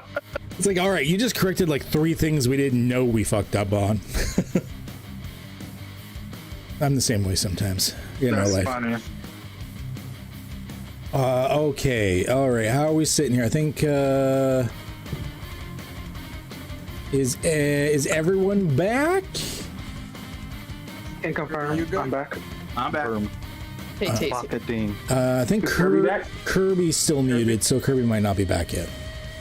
Once again, no rush. I'm back. You're back? Okay. All right, no worries. All right. Perfect. Get back or you're out. No, we're good. Where's the Kirby sleeping mode when you need it? And you're out of here. Kirby sleepy. He leaves mid session. Oh my fucking god! You better not. Okay, You guys hear so me snoring? with this, we are going to Mr. Flanber's post office. Let me lower the music a little bit. Actually, we're going to change the music to something a little more normally RPG-ish. As we enter this wonderful post office, we go in here. It is a fairly light reddish cedar color on the inside, well lit, extraordinarily clean and well maintained, despite the part of city that you're in. The outside has some graffiti on it. It looks like it. By the graffiti, there's some symbols and like, you know, get better letters and stuff like this, that it might be from like an opposing post office gang or something like this. You know how it is, post office gangs having their like post offices offs in the streets. I don't know. Post office. Post office. Post office gain, Pog. It's like the theater companies that are also having dance-offs in the streets, which also happen in the city sometimes. The post offices will have the post offs where they just like throw letters at each other and like stab each other with like letter openers, and then like the little things you take staples out with and like on the nose. That's got to be painful. That type of thing. Oh god. What's that? We're gonna come across like letter greasers. Yeah, you are. So with this, you all conveniently, as if written into the plot, arrive at the same time. Gasp. Whoa! Whoa! Zoom in and out. Fucking way. Entering into the post office, you and a bunch of other people are there. You don't really know each other. Well, that's up to you. Does anyone know each other? No. I am gonna just I don't know. drop a list of all you guys I here. think maybe I met Warren Garth earlier in the night at the same bar. Maybe, not that he really remembers much right now. Not that he remembers much, but maybe I recognize him. Orengoth, so the half orc, the big half orc dude's not only swaying side to side, but is probably a little more green than a half orc should be right now. I look at that and go, oh my, no, that's not normal. Holding his head, trying to barely staying up. Yeah, I'm fine. Quinn's gonna take like 3 steps back from the guy, no matter how close she is to him. But with this, you all kind of like go in. I imagine by the sounds of your personalities, I imagine Baka kind of goes in first because you're all like after you, and Baka's like after me. Yep. The selfish. I'm trying to combine selfish and elephant. As you go in, as you go in. So you all kind of go in. There at the front desk is a lady. Looks like a customer there, standing there with a damaged package, screaming at what you definitely the neighborhood dogs can hear. If this high pitch makes you want to punch a baby level of Karen-ness that is just going off on the person at the front desk before she finally just like, fine, keep it, and like throws the package to the side. You hear a crash, tinkle tinkle on the side as she like pushes her way past you and out of the place. And behind the front desk, sitting there, mostly naked, is this person. You have never seen of an individual like this before. I guess I can keep it up for the stream. You've never seen an individual like this before. Her eyes glow with this unearthly light. She has a strange hue to her skin. She does indeed have this weird bioluminescent snake thing wrapped around her. Her hair seems to flow even though there's no airflow in here, as if a gentle wind is pushing at it. And she looks up at you and goes, "Yes, can I help you? Anyone?" I heard there was a job. Me too. Why do your eyes look like that? Found this flyer and unwrapped my mushroom. No reason, but if you heard about the job, I guess we could definitely at least interview you. Please come in. Yes, come in. We will eat your soul. Sorry about that. He gets a little testy sometimes. Come on in. Ask right away, is clothing optional at this job? I do like to wear clothing, but I do not. Sorry about that. Once again, he doesn't like clothing. Sorry. No, game recognized game. All right, we're cool. We're cool. Yes, right this way. Sorry. Yes, right this way. She gets up, and as she does, the snake conveniently wraps itself around certain places as if to cover her modesty. Bringing you inside, there's numerous people around. There's this, like, what you can only describe as like a moody teenage girl, sorting some letters with this, dark-skinned androgynous person in the background, sort of gabbing with each other. From an office to the side, you then hear a yell going, "Damn it, Lance Striker! This is the last time! Do you hear me?" And coming out of a room, there with a slam, this man like comes out and like starts to exit through the back of the building. And at the same time, floating by is this very elevated, flowing individual, cape fluttering around him, crown floating above his head, eyes also glowing with a third eye in the middle of his forehead, and this staff with this like energetic orb above it, casually going through when the lady points to him and says, "Oh, sir, these people are here." These people are here for a motherfucking job. Hello. How are you? The man looks towards you, and he does that like wizardly arch of his hands as he looks at you and goes, "Oh yes, come with me. You're looking for a job." Yeah, as long as you're cool with a few things. Full disclosure, I killed a man outside. Oh my. Can it be traced back to you? I mean, if the fire did its job, probably not. Well, things happen. We are a post office after all. Nervous laughter. For stealing. Death is a part of life, as is everything. Hence the corpse sorting room. Anywho, please, let's have a little bit of interview, shall we? Ooh, pleasant. Yes. So, I would like to, I don't normally have such a group. This should fill my needs quite nicely. I needed exactly 6 spots, and this is perfect.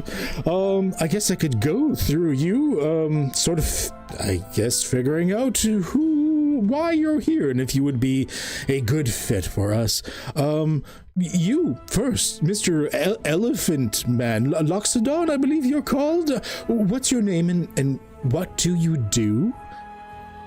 My name is Baka, and I'd like to tinker a little bit with gears and whatnot, and I'm very knowledgeable in nature. Oh, okay. You tinkering with things. Interesting. We haven't had one of those in a while. You might be able to help us sort out a few mechanical issues with our sorter. That could be very good. Okay. Good. You, the darker skinned one, he points at Gwen. Gwendolyn Ashcroft at your service. I know a few things. I can tinker, but what does this pay? Oh, well, you'll be each paid 1 gold piece a month, and as your standard stipend, but of course that is just if things are slow. But you will also be paid depending on the jobs that you receive. Depending on the danger of the jobs, if you will. It is the post office after all. You keep saying that, but what the fuck does that even mean? how dangerous is delivering letters? Oh, you. Anyways, it pays anywhere from about 20 to 100 gold on the mission, depending. Did you just say 100 gold? I did. I heard 100 gold. Where do we I sign up? so many things, 100 gold. Yeah, Yep, that's sign on me up. average. I'll be sure to hold everyone's gold for everyone, okay? It's good to have a centralized bank. Hell no. False. I vote we don't let him. Off the island. Alright. Let me hold the gold. So, you have all sorts of skills, it seems. What about you? And he points towards the long-armed furry individual Marjax. My name is Marjax Ashburn, and I know the streets like no other. I can get around and find out information on other post offices if need be. Oh, Never good. hurts to have an edge on the competitor. I like you. Oh, yes, indeed. We do need some people with a little more street savvy, especially against the other fucking post offices. Pardon my French. I didn't know it was like that. Yes, the other post offices, well, let's just say we have a slight bit of a contention and arson. Post office mafia? Oh, no, nothing like that. Rampant murder, yes, but nothing quite so organized as a mafia. Oh. We are a post office after all. Oh, right. And what about yourself, my lady? Pointing toward Mazikeen. I'm Mazikeen. Don't have a last name. Just call me Mazikeen. I actually come from the sewers, so I have an even different perspective, because I find a bunch of missing packages all the time. So now, obviously, if you'll pay me, I'll, bring them back. Ooh, extra packages. Not bad. Plus the sewers, oh, great place for transportation. And I dare say, once in a while, we even deliver down there. We could probably use this knowledge, and you seem like you're fairly athletic and capable as well. Goody, goody. Oh, yes, absolutely. And as he's talking, he's sort of leading you through the place, showing you various tables of them, people sorting mail. The place is somewhat messy and whatnot, but he finally is guiding you towards a side back room with this. There's this mountain of mail he's standing in front of. When he points next at the slightly tipsy Orengoth. And you, perfectly sober person. How about you?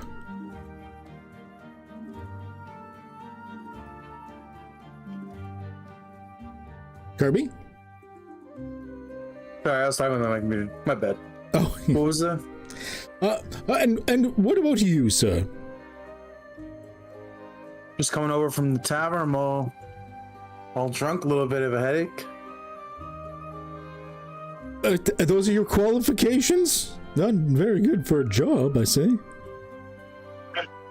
Oh, qualifications.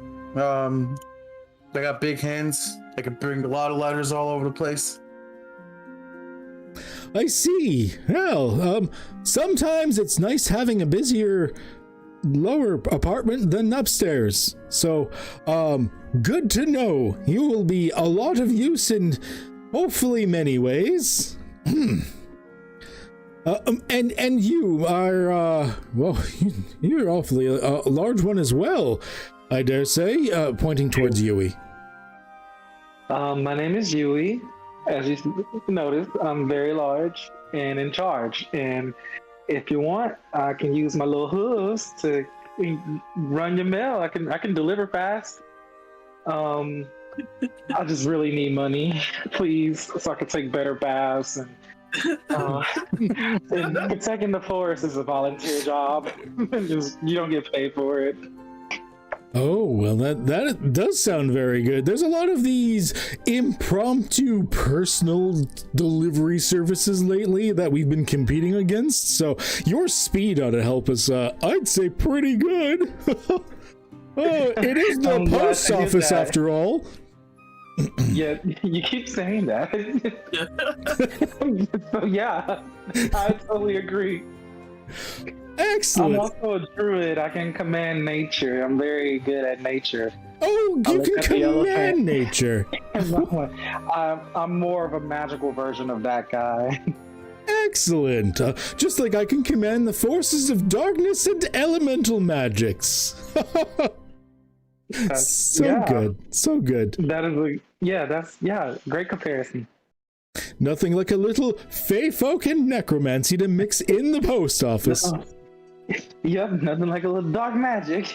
Not my cup of tea, though. Excellent. Now, does anyone have any questions of me? Why do you do dark magic? Well, I mean, it is the post office after all. All right, please get us the hell out of here. Wait, I might go full Karen and be like tree hugger style. No. Why do you do dark magic? It destroys nature. What we would like you to do is, we think it's best if we were to put you on some sort of probationary. And as he's speaking, suddenly you notice the pile of mail behind him just opens this large crevice and goes and like absorbs him into the mail. Oh hell no. Oh, what the fuck was that? Okay, so actually we're just gonna slide him. Are we our own bosses now? Okay, all right. So he's been absorbed into a monstrous mountain of mail as we're going to be entering in combat in just a moment. Let me switch up the Ooh. Well, a mimic mail monster? This is just this like a mountain of mail all of a sudden, and you're like, oh, help me! Oh, the letters, they're sharp. I'll be right with you. Okay, we are going to add everybody to the initiative order. I'm just going to roll for everybody just to make it easier. Okay. I don't know if you're still watching, but that's the clip. That's the clip right there.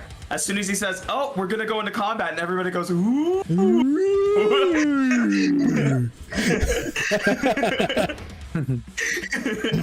I am going to be nice, and I can say, Orengoth, you have sobered up enough by this point. I'm going to remove the poisoned condition. I'm going to be nice. Good job. Takes it off. Okay. You're already winning. Oh, winning Charlie Sheen style. All right. So we are going to begin combat. Okay. Now we are going to start.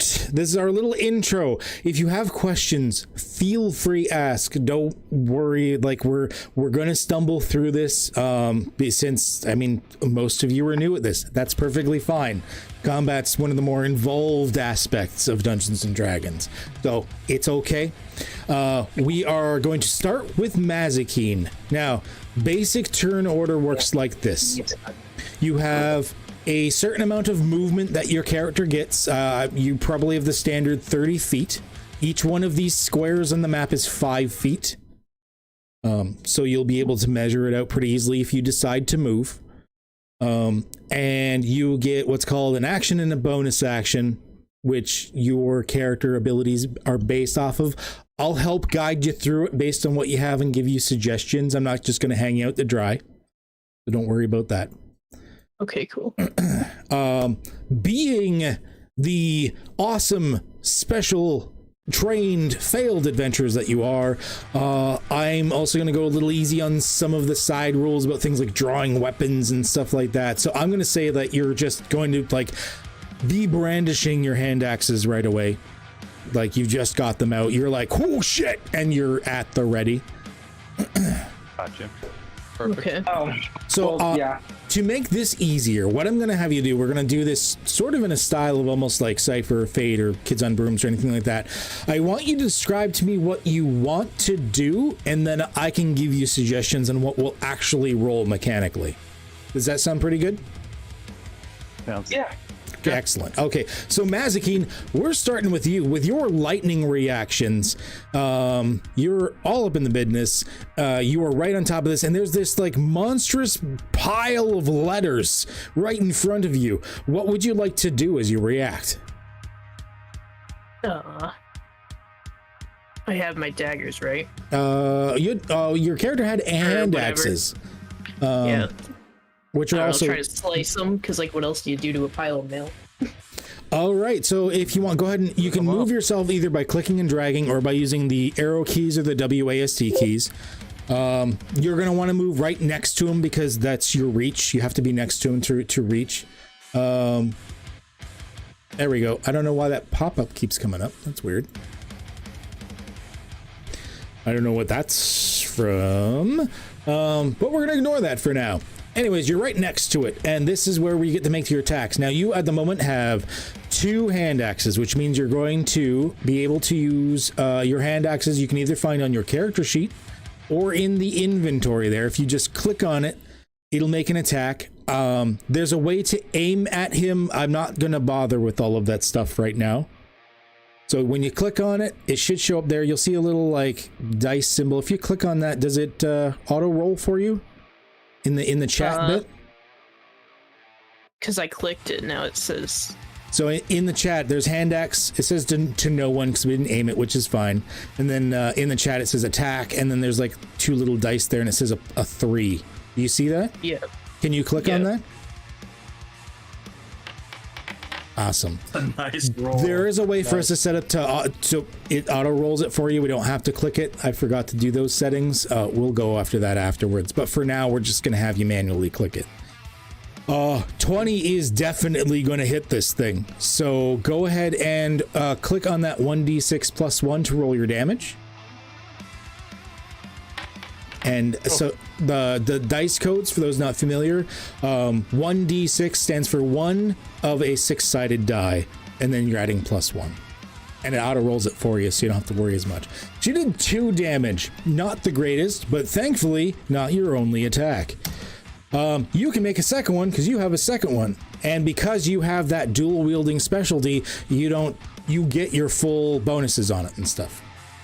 Actually, give me 1 second here before you make that second attack.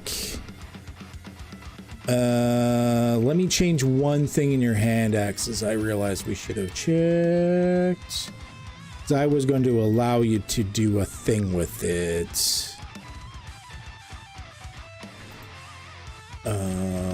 X.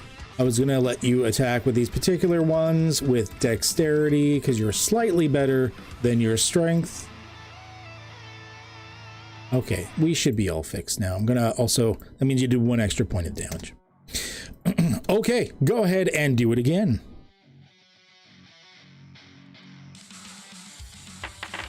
That is another good hit. Yes, let's see if the damage is a little better this time. We're starting out with basically a boss fight right away. Holy shit. Very nice. Max damage too. That is really good, actually. Okay. That was a chunk. Now, I'm going to make a suggestion for you because you are a fight. Like everyone else is going to attack once. You are like a flurry of attacks here. So you've got 2 attacks. You also have an ability called Action Surge, which lets you do the whole thing over again. Would you like to use that? Sure. Where would I Okay. find that? Okay, so if you open up your character sheet, I've got it bookmarked right for like the main part of your character sheet there in attributes. You're going to see something called Action Surge. And if you need to look, you should be able to see it on the stream as well if you need to see it. And you can open your character sheet either through the side thing or just double click on your token and it'll open your character sheet.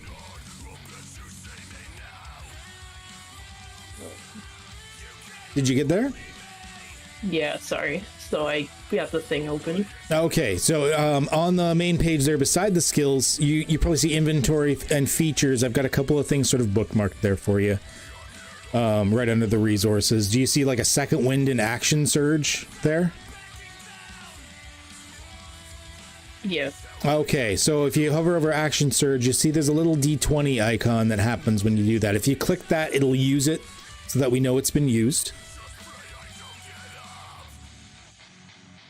There we go. So that, now you'll see the uses went from 1 of 1 to 0 of 1, so we know it's done.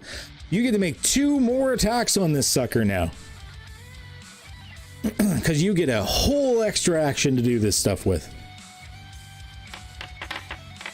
Damn, you were killing this shit. You did get the bad rolls out of the way right away. Holy shit. Oh. Wow. Wow, she is just messing this thing up. Am I going to get a turn? Okay, and you get another attack because you'll have 4 in total that you're doing this round. Oh, there you whiffed one finally. So unfortunately that one missed. No damage was done. You go to move in with the axe, but there's like this like flutter of letters around you, and like one like slaps in your face, and you like you can't see, and you swing wild with the axe, so you don't quite hit with it.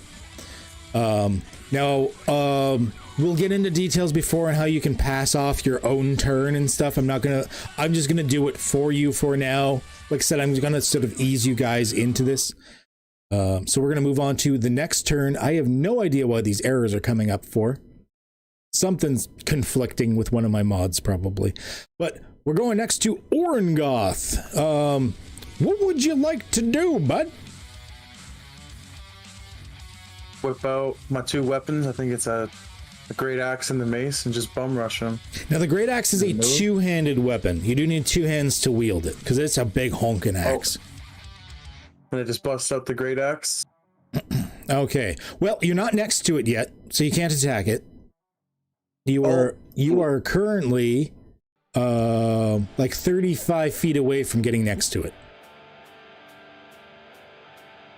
I'm not even close. I was gonna say I gotta move across the room, get a better spot. Right, exactly. So,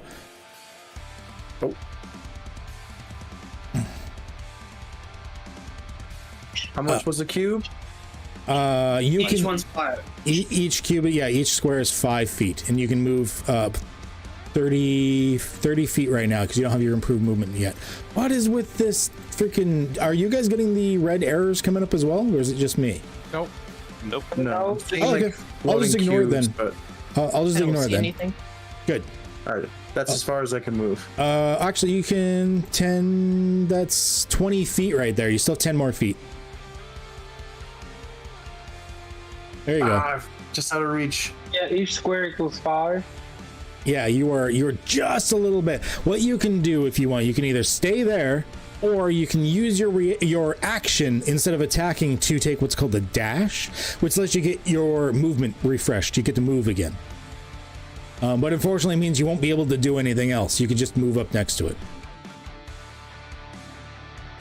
I have a javelin. Can I throw that and reach in from here? You could actually, yes, you could throw the javelin. The Olympics are on. Why not? Let's do an homage. So in that case, yes, go ahead and you can roll on the javelin to attack it. Now this is hucking your javelin, so you throw it and it's just in the pile. You'll have to pick it up before you can use it again. Okay. 14, unfortunately, is not enough. You throw it, and once again, it's just this cloud of mail. You do hear from inside, "Oh, my leg!" But you don't actually seem to be damaging this mail entity of any kind. All right. And that's probably about it for you at the moment. Level 3, we don't have that many toys to play with. Moving on. Gwyn. You know your shit. Go. Gwyn sees this thing swallow the person that's supposed to be paying them. Just like, oh, I can't allow that. Go 5, 10, 15, 20, 25, 30. It's good enough for me. I'm gonna try and hit this thing with a firebolt, see what happens to it. Okay. Now, I did have it targeted, and it still didn't show it. Oh, it showed it for me. Weird. Something's conflicting. I don't know. We did just update a lot of the modules, so unfortunately, that is a miss by the looks of it. So with a firebolt, which would seem super effective against a male type monster, it unfortunately does just sort of flutter through some of them, maybe singe a little bit of one envelope before it splashes against the wooden wall behind it, just leaving a bit of a scorch mark against what disconcertingly seems to be a wall of scorch marks already. Yeah, that checks out. It is the post office. Oh, sorry. That's all I can do for now. Okay. All right. The monstrous male's turn. I don't remember how I designed this. What does it do? Okay. It's a pretty... Oh my gosh. Okay.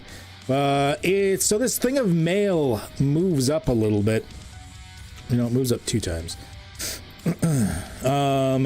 Sort of this it's like a maelstrom of mail. You can definitely once in a while you see a boot or like the tip of the staff or something of the dude that's inside of it being pulled along with it as it moves up, and it's going to get several attacks here. Let's see here. We're going to start with, you know what, let's start with Mazikeen. You're going to get 1. You're going to get 1. Paper cut attack on you does indeed, oh my gosh, that was a big hit, does indeed hit you for 7 damage. I'll adjust it for you. I'll show you guys as we move along how to do things like adjust your health and stuff, but for now, just to make the first combat easy, I will automate some things. Okay, and then I'm going to say the 2 consecutive attacks are going to be on the big boy here. We're gonna do blip. Yeah, and the second attack is a miss. Okay, so this like swirl of mail, razor sharp mail comes out. A stream of paper flies to cut you, doing 5 points of damage. Not 6, 5. Thankfully, you were a tanky boy, BOI. And it doesn't do as much to you, but it still hurts. You still got like little rivulets of blood from one of the most painful wounds on Earth, paper cuts, which is unpleasant. And then at the end of its turns, a effect happens that's called the Maelstrom. Each creature within 5 feet of it takes 1d10 slashing damage unless the male creature itself has taken acid or fire damage since the end of its last turn. So it is going to do the Maelstrom ability against both of you. So I can be smart about this and actually target you. More paper cuts. Okay. Dealing, you know what? I can just auto apply this, can't I? That. Blip. Okay, so that was pretty tough. You guys, you took a little, like, there's like more cuts all over you, more rivulets of blood rushing down. I'm gonna give, actually, there's one thing, Mazikeen, that you can do, I would also suggest, that I think is pretty cool. As a tiefling, with your fiendish, devilish heritage, you have something called Hellish Rebuke. When something hits you or hurts you in some way, you can give it a giant demonish fuck you and do your Hellish Rebuke, attempting to deal damage back at him. It is a spell that you have innate, even though you're not normally a spellcaster. If you would like, under spells, you'll see Hellish Rebuke. You can click that to cast it if you'd like. You get 1 use of it a day. Okay. It has to make a DC 11 dexterity save. Normal. That's a 4. It definitely fails. Go ahead and click that 3d10 fire damage there. Holy shit. Fuck. Okay. Yeah, that's a thing. So it's weak against fire. So that's double. So that is 36 fire damage. Nice. This is a good. So you see like this maelstrom of like the literally maelstrom goes around cutting at you guys. Little rivulets of blood go around and these licks of flames come over Mazikeen. Did you want to describe how you do this hellish rebuke at all? Yes. What's that, sorry? I don't know. Oh, not a problem. You don't have to be creative with it. I just give you the option. Basically, she just like this, like literally fiery rage comes over her, and looking at, she like does this like hex symbol as she points out like shame, and then just like some of the mail lights on fire. As we move along to Marjax Ashburn. Marjax, what you doing? So the monster started attacking, and I ducked behind this desk here. Okay. And I would like to move myself up in on the side because he seems to be preoccupied with Orgoth and Mazikeen. And I don't know if I have. It says I have an ability to do a sneak attack. Yes, so sneak attack damage can happen from several reasons. If you anything gives you advantage on the attack, or, fun fact, if you have friends that are also adjacent to the creature that are threatening it, which you do, you've got 2 of them. So when you deal damage, and I forgot to give you an effect to automate this, I apologize, but when you deal damage, if you hit, you're going to be dealing an additional 2d6 damage, which is pretty awesome. So, what are you attacking with? Your short sword? I was going to attack with my short sword, yep. Go ahead and attack with your short sword for me while I get massaged. This is streaming while getting massaged. This is amazing. Or you're in a plaid onesie. That's nice. Unfortunately, that is a miss. So you're not going to be dealing the extra damage, which sucks because rogues deal a metric ton of damage. Although it seems that your devilish fighter seems to be pulling her own right now. So you with your deft strike, you go in it and reaching for that weak point, as you often do, but you don't remember the last time you fought a weirdly sentient pile of mail, so you're a little weirded out by it, and as a result you don't really know where to stab, and it just kind of doesn't do much. Moving on to Yui. Yay. I would like to. Yui is gonna run up or gallop. Okay. Up to like 30 feet right here. Okay. So like you have letting you know now because you're centaur. You actually have 40 feet of movement. I know. I'm using 30 of the 40. Okay. Just making sure you know. And you can move through friendly squares, but you can't end on the same square as someone else. Just letting you know as well. Oh, so can I can use all 40 and still hit him from like right here? Let me move him right here. Yes, you could. Okay. I will just kick him with my hooves. I don't have my quarterstaff equipped. Like it's not part of my thing yet. We didn't add your, yeah, right, because we didn't have your equipment on there or anything like that. Here, give me 1 second. Yeah. It'll take me 1 second to give you a quarterstaff. Weapons. Ooh, it helps if I spell quarterstaff. Zoeldo. He pulls a quarterstaff out of like the void. Where were you keeping that? You don't wear pants. Yeah, and the hoof attacks are, so you get a choice of either the quarterstaff or the hoof attacks. That's up to you.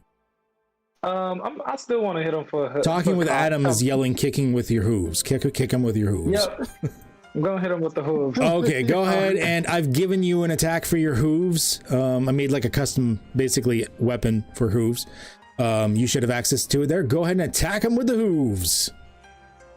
Do I just click this hoof attack? You got it. You got it, Pontiac. All right. And then there's the attack thing in the chat. You can click where it says the dice with the 4 beside it. Just click that. Talking Okay. there. Tell them I love them too. Bunch of goats. Goat house. 9 is unfortunately not enough. You know from your personal experience that sentient male definitely has a higher AC than 9. Okay. Well, that's a bummer. I don't think I have any bonus thingies. I mean, I did run more than 30 feet, but I think I can't use charge or hoof at the same time. I don't know. Oh, sorry, I clicked it. Charge. How does this work? And then hit it with a. You have to hit it in the same melee attack. Gotcha. Yeah, if you hit it with a melee attack the same turn, you can immediately follow the attack with a bonus action. So if you came up and would have landed that hit, if you would have landed the hit, you get a bonus action hoof attack. But unfortunately, you whiffed it. Well, I guess I missed, so the hooves go like past them or some shit. Yeah, so you go up, you expect resistance, because every time you hit someone with the hooves, you expect like this like crunch and crumple, but instead it's just like once again the flutter of mail as it goes up your legs, and you kind of like land hard. You know when you go to step off stairs not realizing you were already on the ground floor, and you hit really hard. It's that same type of feeling. Not that you take as many stairs being a centaur. But yeah. Yeah. Don't worry, you're not a cow. You can walk downstairs. Yeah. But you just do it slower. Exactly. Ladders, that's another thing. That's probably going to be your big boss fight later in the campaign. A ladder. And you achieve a ladder. Oh, fuck. It's your only way to escape the burning building. Oh, guys. All right. Quick question. Could you set this thing afire with a tinderbox? That is what a tinderbox does. It sets things on fire. Being a moving sentient pile of mail, that might be difficult and risky at best. But I mean, I could encourage you guys to be creative with your actions. If you want to try something, you can always try. But your action is already done. We are going to move on to Baka. Can I search during this process, or am I only limited to combat? What was your goal? What are you hoping to do with this search? Well, maybe going back to this desk back here and taking advantage of the opportunity and seeing what things I can find to steal or take or. Okay, that would be your action basically. A combat round is 6 seconds long. Got you. So if you want to search through the desk, see if you can find anything worth anything or whatnot, you can. I have no problems with that. You don't have to participate in killing shit. I've played characters like that. Is that what you would like to do then? Sure, let's do that. Okay, so you're like, we're dying. There's flames going off and tacks and hooves, and you're just like through the desk. In that case, I would like you to make an investigation skill check for me, please. Investigation. Damn. First day on the job and you're already stealing from your employer. You can't see. I got fired from the last job. Jail. What do you Okay, there's mail there. That's about all you're finding, and it's not even like good mail. There's like undelivered bills, and that's like, and maybe some like spam letters, like, hey, you're wanted by the city watch because you didn't pay your taxes, that type of thing, which you're guessing is probably not legit. Either way, you're not really finding anything, unfortunately. That's kind of what you search through. There does seem to be such a random assortment of stuff in here that there's a possibility some sort of wonderful gem of goodness could be within some of these drawers, but you didn't find any. That's pretty much it for your round. That's what you got.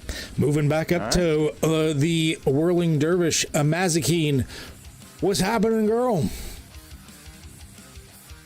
Just recovering from those freaking paper cuts. It stings us. Yes.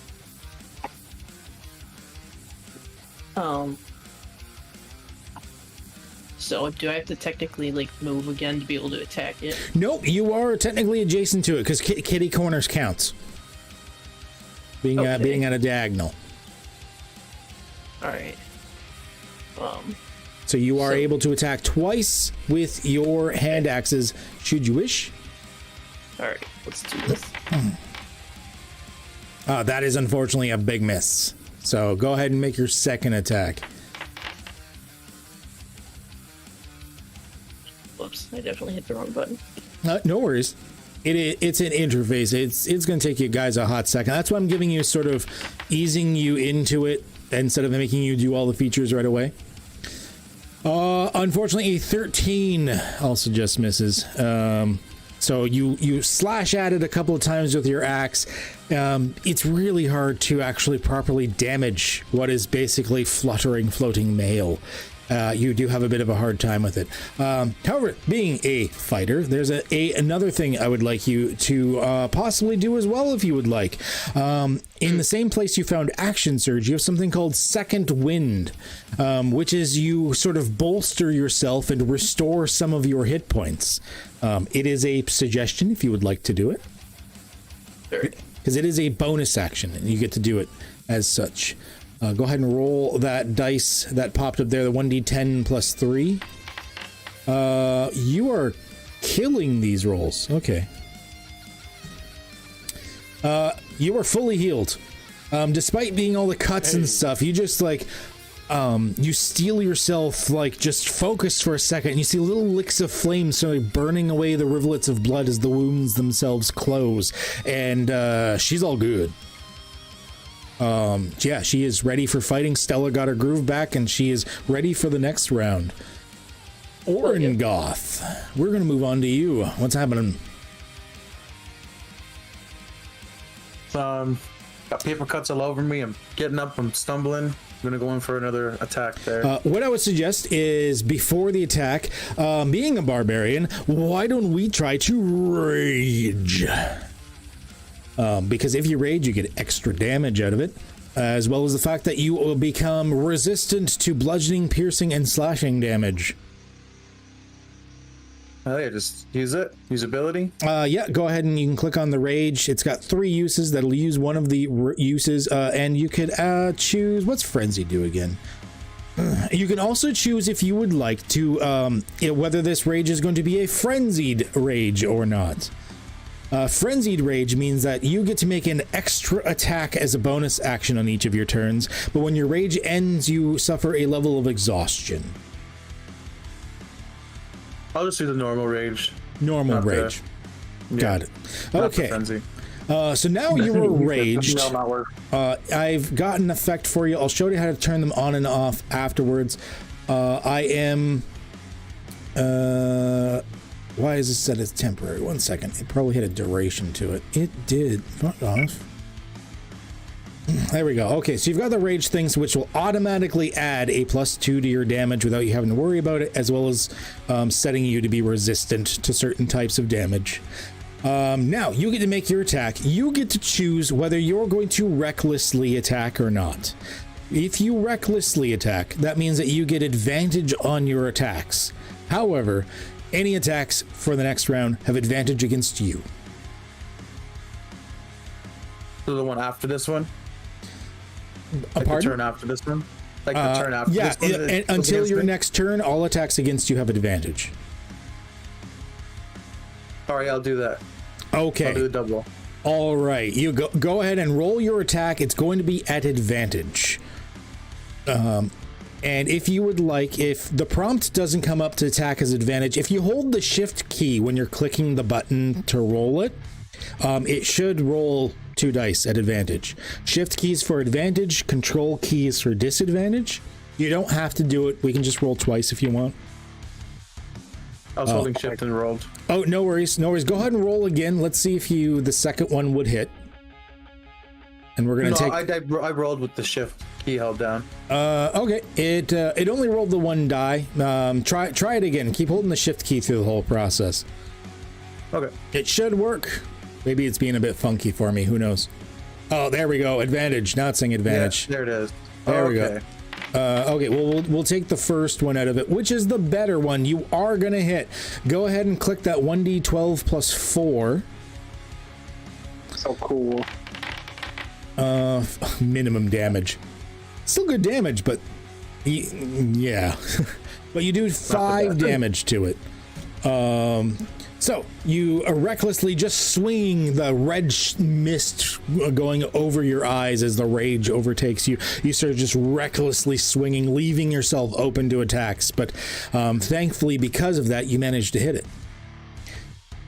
As a result, we're going to move on. Gwen, do your thing.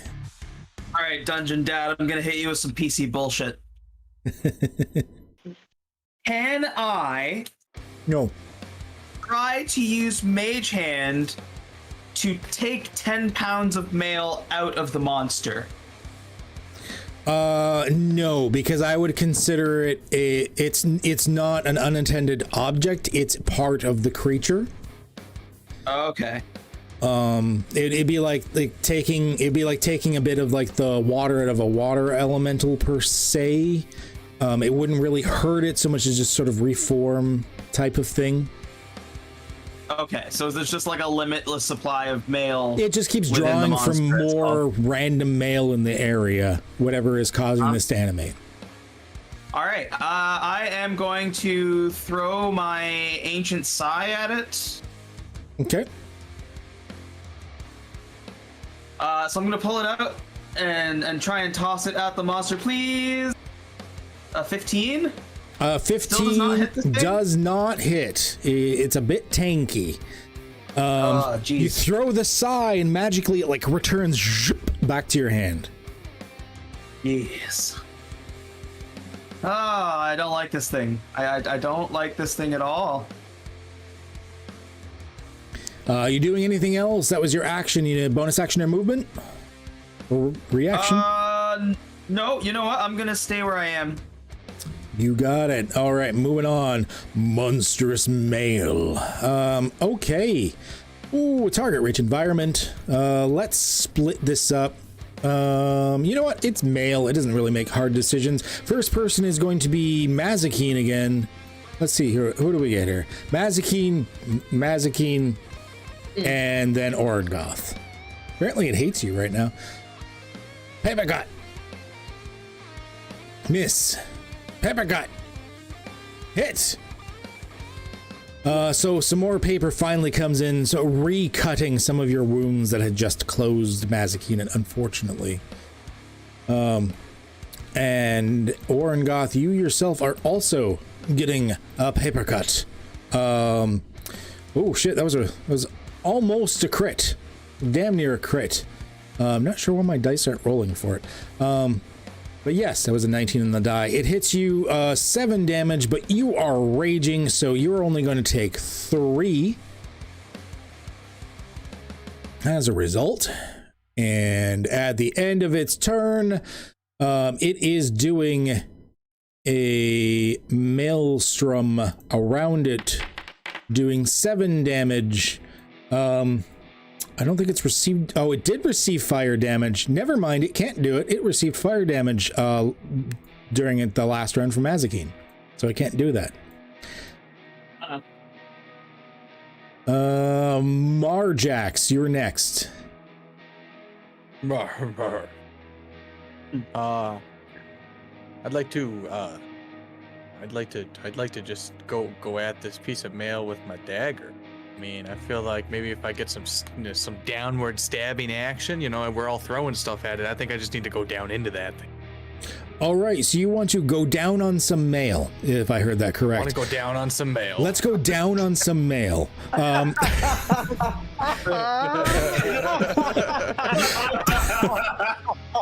So with your offhand, you just kind of like with a flourish, like whoosh, your dagger comes out. Go ahead and make a dagger attack.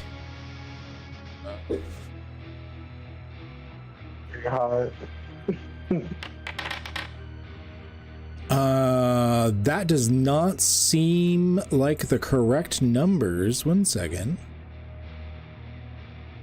Why are you listed as not proficient with your own weapons? 1 second. Let me edit that a quick one. Oh, DM's cheating. We're getting nerfed. Go Jill. Go Jill, DM. Okay, I've edited your weapons and I'm about to delete Gwyn, so I think everything's going to be good now. You still miss, unfortunately, because that would have been a 9. Because it should have been a little bit higher. Unlike some of the martial classes, you didn't have just like all simple weapons, all martial weapons. You have like a very specific list of things that you're proficient with, so it didn't know to flag you as proficient. That was why. Okay. But unfortunately you miss with another whiff of the weapon. Just the bad rolls. So the 6 shows like a hit though, so the 9 wouldn't. Well, it shows a question mark because it wasn't actually targeted on anything. I haven't shown you guys how to target anything yet. Okay, my bad. Yeah, not a problem. If it doesn't target anything, it just always has that. Like I could just click it somehow to make it. Right click to toggle to 6 fail. Oh, it's not working. Whatever. But yeah, it's not actually targeted. So no worries. Okay. You have. I mean, if you want to move away, you the only other thing you can do is you can use your cunning action as a bonus action, where you could disengage so that it can't attack you as a move away. Either that or you can stay there. It's up to you. No, actually, I would like to use that, kind of back up a little bit. Okay, so you use your cunning action to disengage, which means that it does not get an attack of opportunity if you move out of its threatened area. And now you can move freely without it just getting to chomp on you. So I can just move. Yep. So if you want to like go and like anywhere, yeah, if you want to go like flip behind the table or around the corner or something, just in case, you can do so. Boom. There you go. Back out after. Perfect. Bubble booey. And in the future, some of these maps might have it set up where walls are going to start blocking your line of sight. So you're only going to see what your token sees. I didn't want it to be too confusing at first, so I just let it so you could see the entire map all the time. So just letting you know, in the future, you guys, there may be times where you're like, if you're in another room, you literally can't see what's going on in the other room. It'll be interesting. But for now, I thought initial combat, let's go easy on this. So moving on, Yui. Yeah. What up? It's my turn. It is your turn. I want to let's see. What up, my horsey? I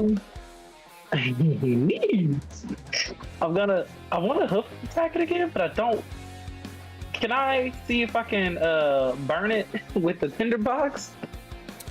You could burn it with the tinderbox. You don't have any burning spells, do you? You do not have any burning spells. No. I'm a good horse. Oh, we didn't even finish your spells. No, I got a spell called Thorn Whip. That's not on here yet, and I think that was it. Okay. Yeah, because I don't have any first level spells, and it's so weird. Oh yeah, definitely, because you're gonna want to have something to use those slots with. That's something you're gonna want to in the future to have is the first level spells. So what I would suggest is for now, but we know your cantrips. That's where your main burny ones would be, anyways. You want to see if you can use the tinder on it.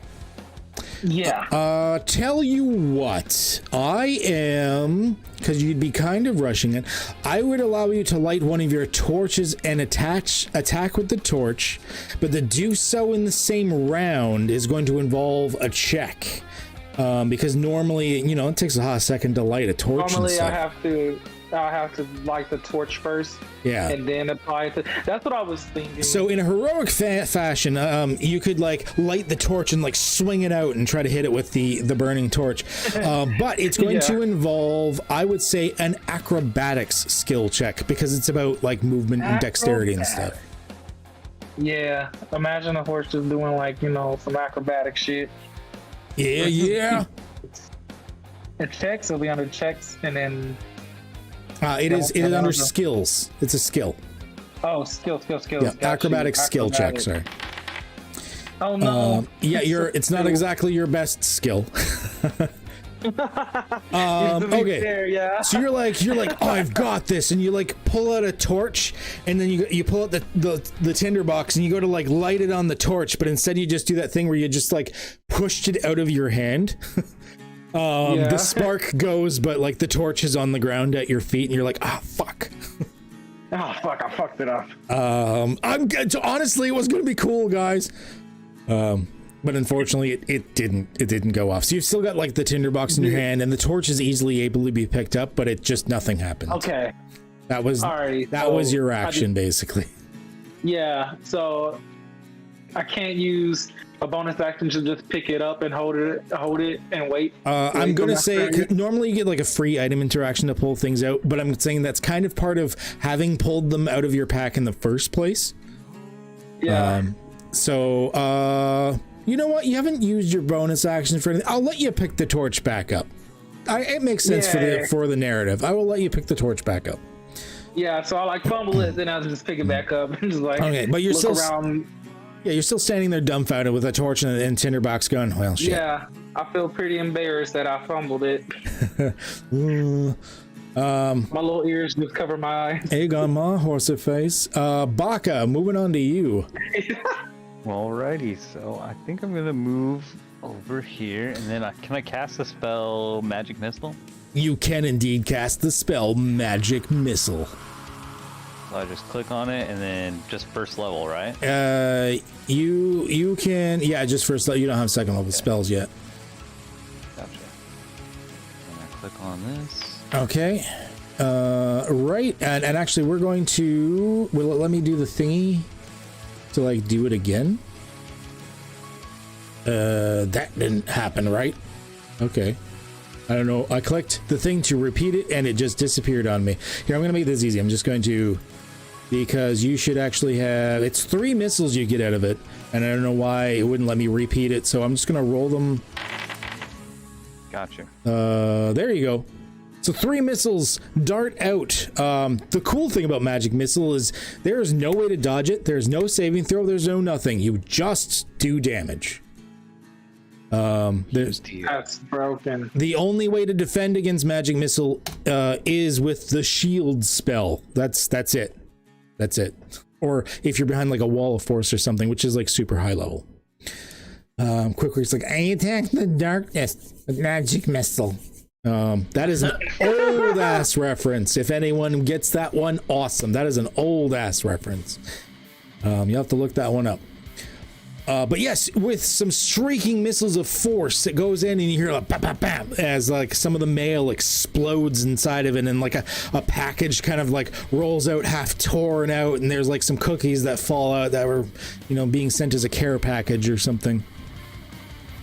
No, the cookies. No. We have to deliver that. Oh, Granny's cookies, Granny!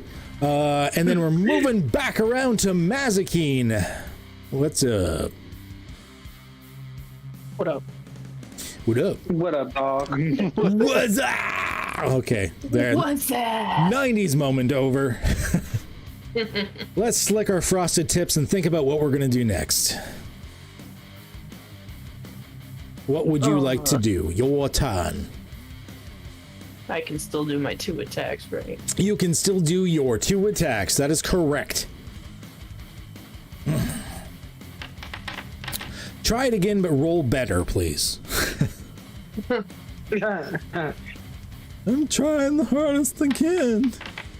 Okay, that is still not enough. Unfortunately, Really? This is. Yeah, he's chunky. I wanted this fight to be a bit of a tough first fight, all things considering. Although he hasn't like wasted you guys or anything, so it's not too bad. But yeah, you're struggling a bit. It's chunky. It's a lot of mail going around. It's difficult to say the least. And with 2 slashes of the axe, despite starting the combat super strong and dealing more damage than anyone else, it has petered off a little bit. Moving on, Orengoth. You're still raging. Did I have a raging condition? I feel like I was going to. That's hiding you. That's not correct at all. What am I doing? Oh, I did that. Okay, you're raging. What would you He's like to almost do? blinded from all the blood in his face. He's too angry to wipe it all off. He's just gonna attack again. All right, recklessly. Blinded in rage. Yeah. Reckless attack. That's shift again. Yeah. Does the male have blood? Hold shift. Okay, as I click it. The male does not have blood. Oh, I like. Oh shit! Nice. Yeah, go ahead and click that. Please roll high. Do I have to do shift again or just roll No, normal? no, just click on it. It automatically like doubled the dice for you. Okay, perfect. Wow. Boom. A 2 and a 1. Good job. You did great. You tried. But you still did damage, which was good. You still did a chunk of damage to it. So like just this big, great axe coming down, and if it had been a normal person, you're pretty sure he would have been cleft in twain. But unfortunately, a sentient, possibly semi-anthropomorphic piece of thaumaturgical male pile is not within your normal fighting wheelhouse, and as a result, you kind of just cleave off a bit of the male, going, huh? And that's about where we leave it. Moving on to Gwen. All right, let's try this again, shall we? Same shit, different day. Alakablam! Oh, come on! I'm gonna move right up beside it. Okay. All right. So, Gwen, like, you see Gwen, like, do this interesting, intricate spell, like, sort of like a miniature Kamehameha, pushing this firebolt into the male, which spreads apart, creating this hole just for a moment where you see like the wizard guy just kind of floating there going, huh? As this firebolt comes in and hits him right in the ass, and he goes, oh, Matukas. Then the male closes up on him again, and he goes, oh! At which point you move up to him. Any bonus actions? You done? That's it for me. Monstrous male. Okay. All right. Let's see here. Yui is going to get an attack. No, I'm the good horse. that did nothing. Gwen is going to get an attack. And then Yui is going to get some more love. So we're just going to do both of Yui's right now. Negatory. Try again. It's a nat 1. I don't know why my dice aren't popping up when I'm rolling. That's weird. I have to check my settings after. There's something conflicting within my mods. And I don't know what's going on. That's a hit. There we go. Excellent. There we go. No, Gwen. I would like to hellish rebuke. No, move on. What the fuck? Oops. Oh, sorry. I was used to adjusting there. Go ahead and give yourself 7 hit points back. Yeah, no worries. Unless no you worries. want to keep it off. That's up to you. And Hellish Rebuke. Takes a mill and cuts her arm. Fuck For you. family. Fucking family. Oh, I miss Jin Diesel so much. Fucking family. Okay. Blip. He makes the save. So it's half damage, right? Of course he did. Isn't it half? Yes, yeah, it's half damage. I accidentally deleted it because it moved on me. I'm sorry. Roll 3d10. I'm so sure it was accidentally. That's okay. It's 5. It's 5. Accidentally deleted it. Nothing happens. No. 5 damage. No, sorry, 10 damage. Hey, it's fire. It is fire, and this thing is weak against fire. And also it means it can't do its maelstrom thing again, which it's gonna super be pissed off about if mail can be pissed. Which, you know, it is the post office. And with that, moving on to Marjax. Oh, here we go again. Here we go again. To run straight through and over the pile of mail. Oh, you can't run through the mail squares. You can't run through you can't hostile areas. Oh, okay. So what if I just come over here and help corner them, and then I slice it again with my dagger? Do it Or to wait, it. if I shoot, what if I shoot my short bow at it? You won't want to do Can I it when do you're that? next to it because you'll have disadvantage shooting a ranged weapon when you're next to a creature. But I mean, if you're still behind like the table and back a bit or something, you could shoot from back there and then move. I want to try to shoot the bow. Yeah, Okay, so you come up from around the corner, snapping up the bow. Go ahead and attack with the bow. I should have it already set to consume one of the arrows automatically for you when it fires. Wow. That is a real big whiff. Just sort of like going through and like piercing like a letter on the back wall, but not actually doing any real damage to the core of the creature itself. Sorry guys, my claw slipped. Sorry. Did you want to still? You can still move around. You don't have to move all at once. You can like move a bit, attack, move a bit. Like your movement can be used at any point. Okay, yeah, let's just move over a little bit more here. Okay. And that'd be good. Excellent. Yui, you guys are slowly wearing this thing down. Okay, it's my turn. It is your turn. Your time to shine. Okay, so use an action to set the torch on fire with the tinderbox. Okay, trying it again. Let's do this. I am, because you're trying to do it all at once, acrobatics skill check for me. And that's acrobatics. Here we go. I will say that's enough. You're just lighting a extra fiery bit of wood on fire. So you've lit it. Excellent. I don't have an item set up for you for an attack. You know what? Just roll your quarterstaff. Okay. It's roughly this. I'm gonna give it to you for this one. That's not right. Your quarterstaff is also not set correctly because I just dragged it in and I never set it to proficient. You still whiffed because that was still a 9 you would have hit, unfortunately. Yeah. But now you've got a torch. You don't have to worry about relighting it every round. You just hear that nice as you're going the whole around. time I'm just sitting here, just kind of like this torch. Everybody's fighting it and shit. Yeah, you're just waving it around like boxing bow. Trying to get it. I'm raising it around like, get back! I'm just screaming, get back at it! Shoot her! Okay. Moving on to Baka. Alrighty, I'm gonna move right next, and then I'm going to cast my Thunder Wave spell. Ew, I think that's the one that does like a cube of shit or something, doesn't it?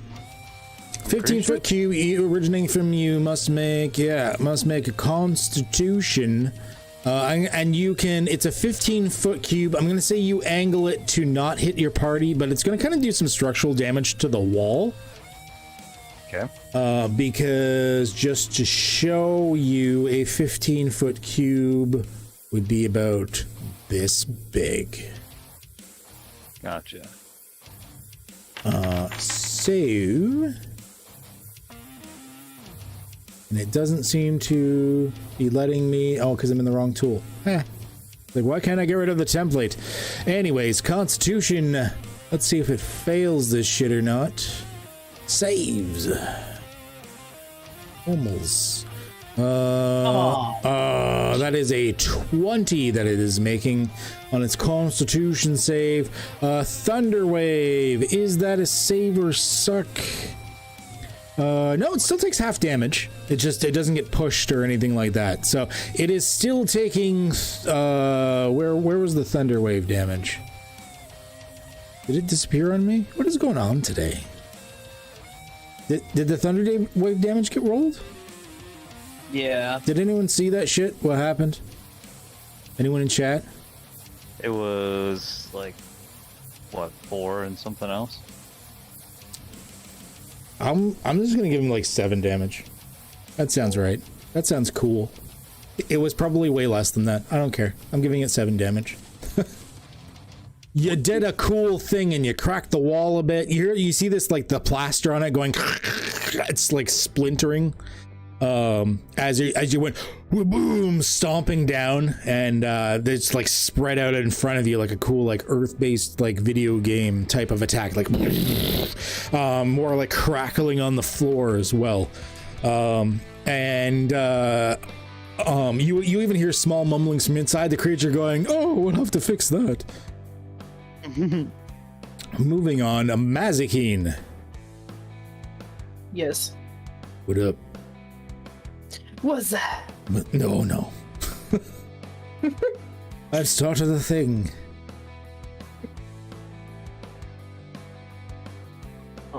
What is going on with this shit? I'm getting rid of it. What would you like to do? Just keep attacking away here. Same shit, different day. Yep. All right. Try it again.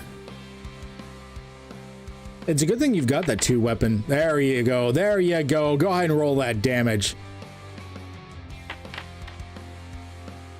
All right. 4. Okay, so a couple of slashes. Finally, you're able to make some purchase, and you're starting to deal damage to it again. I'm surprised you haven't rolled crits, because you have like a greater crit range than everybody else. But you're finally starting to hit it. Moving on to, so you didn't want to like move or do anything funky, right? Okay, Orengoth, moving on to you, the Rage Monster. What you I'm doing? still raging, wiping the blood off my face. You are still raging. As long as you keep making attacks and or getting hit, your rage continues. I'll swing again with the big axe. Do it up. Reckless? Yep. Hell yeah. When I play barbarians, I always attack recklessly. Like, I just, fuck it. You're taking half damage anyways when you get hit. That is hit, for sure. Go ahead and do your damage. That's nice damage. Why couldn't you roll those when you were crit? Okay. There you go. So like, slam, you managed to like pin down some of the mail in like this stack, cutting it in half. People are just gonna be so happy about this. What do you mean my birthday card wasn't delivered? Moving on. Gwyn. Before I take my turn, I think Taylor was asking about her crit range advantage. Oh, I'm sorry. Whereas we crit on a 20, you actually crit on a 19 or 20. Yes. So wait, sorry, I just asked what that meant. Like, when you roll a 20 when you're dealing damage, you double the amount of dice rolled on that damage attack, on the damage for the attack. okay. So normally everyone has a 5% chance, basically, a 20 on a d20 to do it. Yours is a 10% chance, theoretically, by rolling a 19 or 20 to double all dice on your attacks, which is really cool. That's why it's so good that you're attacking twice. Okay. But unfortunately, RNGesus doesn't seem to love you today.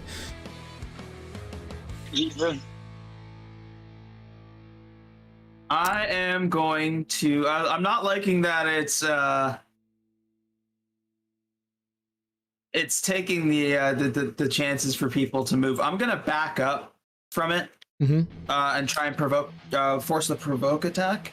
Okay, you're provoking it for its reactions. It will do that. It will do that. And whiffs. And then I'm gonna throw another firebolt in its face. Oh shit! Oh, thank you. Oh shit! Why didn't it auto apply? You had it targeted and everything. Whatever. 16 damage. Okay, so you back up, a bunch of mail coming out at you, trying to slice it. You can hear the as it's slicing through the air, but you manage to like jump up on the table, almost like Three Musketeers style, and then you wind up, do this firebolt, and it just rips through the thing, going, and just like a bunch of mail goes up in flames. But thankfully, it's not. It just goes up in sparks and then cinders before it fades. It's not lighting anything else on fire. Perfect. It hurt though. It did not like that. And you know what? It's fucking pissed at you. But it cannot move up because it's too squeezed because there's an elephant man there. And I don't think it has reach, does it? No, 5-foot reach. It can't get to you and it's pissed off. Now that, with that in mind, I'm going to back up Yeah, behind there, get a little bit more cover. All right, I'll give it to you. I'll give it to you. That one time. What? But yeah, My turn wasn't over yet. I have movement. it was over, son of a bitch. I'll give it to you. You're good. You're good. Yeah, you see it get like it's getting antsy, and you're like, oh no, honey, and you just kind of back up under the table. Back up. Mind your business. That's all. Just mind your business. Let's see who it attacks, because it can attack the person that really wants to attack. So, it's going to be attacking you. So it's going to Baka, Mazikeen, and then Orengoth. So, Baka first. Negatory, Mazikeen. Mazikeen, Negatory, same roll. And Orengoth. I don't know why I keep rolling against Baka. Ignore that. I forgot to like retarget. Why are you attacking me so bad? However, Orengoth 16 will hit you, but you're the person that takes the least amount of damage from its attack, so you half the damage, taking only 3. If anyone's going to take the hits, it's usually the barbarian that should. Talking about him, he's a barbarian. Mind your business. Thank you. Okay. And then it took fire, so it can't do the maelstrom. Marjax. You got this, bud. We believe in you. Let's cheer him on. Do it. I'm gonna take a run up here and jump off the corner of this table and throw another longbow short bow at him. Oh, so you're like doing like a Legolas, like jumping off and like. Yeah. Okay. You got it. I'm coming right off at him. All right. Wow. Oh, see, the narration is what you needed. That's what you needed. That's what you needed. Go ahead and roll that damage. There you go. That was good damage too. And roll another 2d6 for me, please. So click that square button twice, and then click the roll button underneath it at the bottom of the chat. Because you're a rouge, so you're doing an extra 11 damage on top of that, for a total of 20 damage. Let's go. Yeah, it's not sitting pretty. Okay. So yeah, doing that little like kickoff from the table, you just right through, and it seems to go through it. And a lot, like, there's barely any mail left in the air. There just seems to be a like this floating wizardly dude in the center of what's left of the floating mail, sort of like hugging his staff in like a small glowing box. Yui. Yeah. I'm definitely gonna try to hit him with this fiery torch. Yeah, you've got the torch, so you go trying to swing it at him. Go ahead. I'm gonna told you to get back. Roll your attack with the quarterstaff again, since we're gonna use that for your hit to hit. It's wooden sticks, whatever. Oh shit! Yes. There you go. There you go. So it's actually going to be a D4 plus 2. So you're going to want to roll the triangle. Click the triangle button and then like the plus sign twice, so that gives you a D4 four-sided dice plus 2, and then roll. And then roll. Yeah. Here we go. I don't know why it said object. That is weird. Oh, it was right. It turned out right. What the hell is going on with my mod today? Something's fucked up. Anywho, that is the right amount of damage, and it is doubled. It only had 6 hit points left. You are the one taking it out. How would you like to describe ending this male beast's life? I like shove the torch that's on fire into it or whatever, like into his mouth, and I'm gonna scream, "I told you to back off!"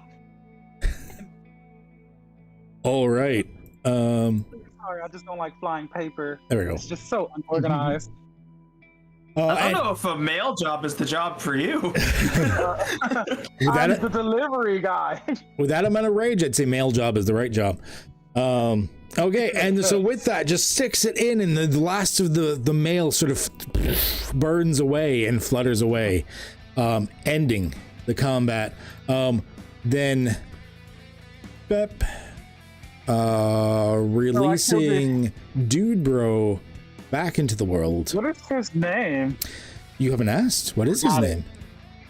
Oh. No one's asked him his name. Sir, we just saved you. What is your name? Oh my gosh, you almost died and I didn't know your name. Ooh, I did almost die, but it is the post office after all. My name is Radithor the Sorter. Okay, how do you spell that? Radithor. Okay, I got you. The third? The Sorter. Oh. Okay. The third it is. Because I sort the mail, as a lot of people here do. Alrighty. I'm gonna just call you Red for short. Is that okay? I like it. Of course. Thank you, Red. Now, Question. what up? Why was there a giant monstrous mail pile trying to eat you? Oh, yes, of course. Well, we have rules against such things, and he holds up the box in his hand that's kind of glowing. Someone was attempting to ship a construct core through the mail. They should know better. That's supposed to be shielded packaging. Someone was trying to cut costs again. Oh, haven't had one of those happen in weeks. That sounds extremely dangerous for something as small as that. Well, you know, they happen. It's like that. It's like last week when that Lich's phylactery was shipped. Oh, the times we had. I'm gonna look at all the mess around and who's gonna clean this up? Why? What's wrong? It's just very unorganized. I don't get it. What? Look at all this mail. It's like burning mail. Isn't that monster still just on the floor or some shit? You look around. Half the mail is bloodied and burnt before you guys had a fight. Oh wow. I don't understand. What are you getting at? Nothing. You want nothing. Oh, okay. Well, I'm sorry. Well, I'm happy to have saved your life. I'm glad you're okay. Thought you were aiding and gone for good. I see. As I was saying before, I was almost eaten by a sentient pile of mail. As happens. We should probably put you through a probationary period until you can prove yourself. I'm sure you would all agree with this. That's fair. Yeah, sure, yeah. Can I still deliver the mail? I'm really good at it. I'm a horse. Yes, well, what I have in mind for you isn't just delivery of any mail, but specialty packages to specialty locations. Yes, there may be small amounts of danger, carnage, but nevertheless, it will be good pay. Yeah, sure, yeah. Mm-hmm.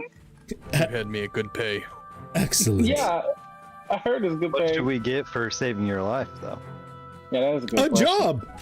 It's a valid question. A job. I suppose I'll take your job. Oh, I felt so much pain in it. A job with low pay, no health benefits, and still a probationary period. It is the post office. That's or something. Did you purposely set that monster up? Please don't tell me that shit is normal. Oh, that? No, that 1-2 month most. That sounds awful.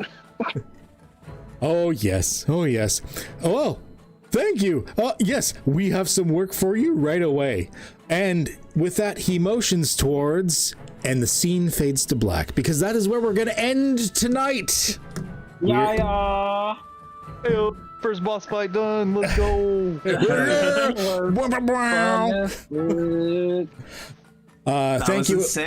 Thank you everyone for joining. Hopefully the first session was at least pretty good times. It was crazy Yeah, fun. I had so much fun. I always wanted to play UE. Wish I would have got that gem out of that desk. There's something. There could have been something in there. Day one. I mean, I didn't plan for there to be something in there, but if you rolled high enough, fuck it, there would have been something in there. A monstrous male killing potion attack. It's like, did I just find a magical staff? Fuck. It's the mailroom. Anything's possible in the post office. Ooh. The post office. Thank you for everyone in the chat that joined as well. Don't forget, like, subscribe, follow, depending on whether you're YouTube, Twitch, whatever. All of that good stuff. Also, everyone here, I believe, are all streamers as well. Yeah.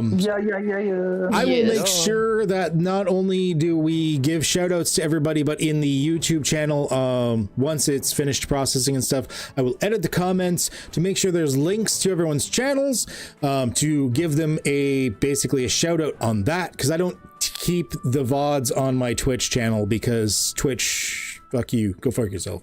I'm not gonna say too much, but Twitch, I don't trust it.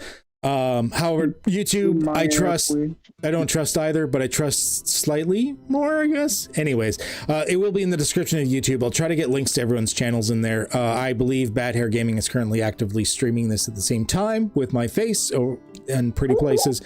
But I have the main stream on right now. I will link everybody. Check them out. Give them follows or report them for slander. I don't really care.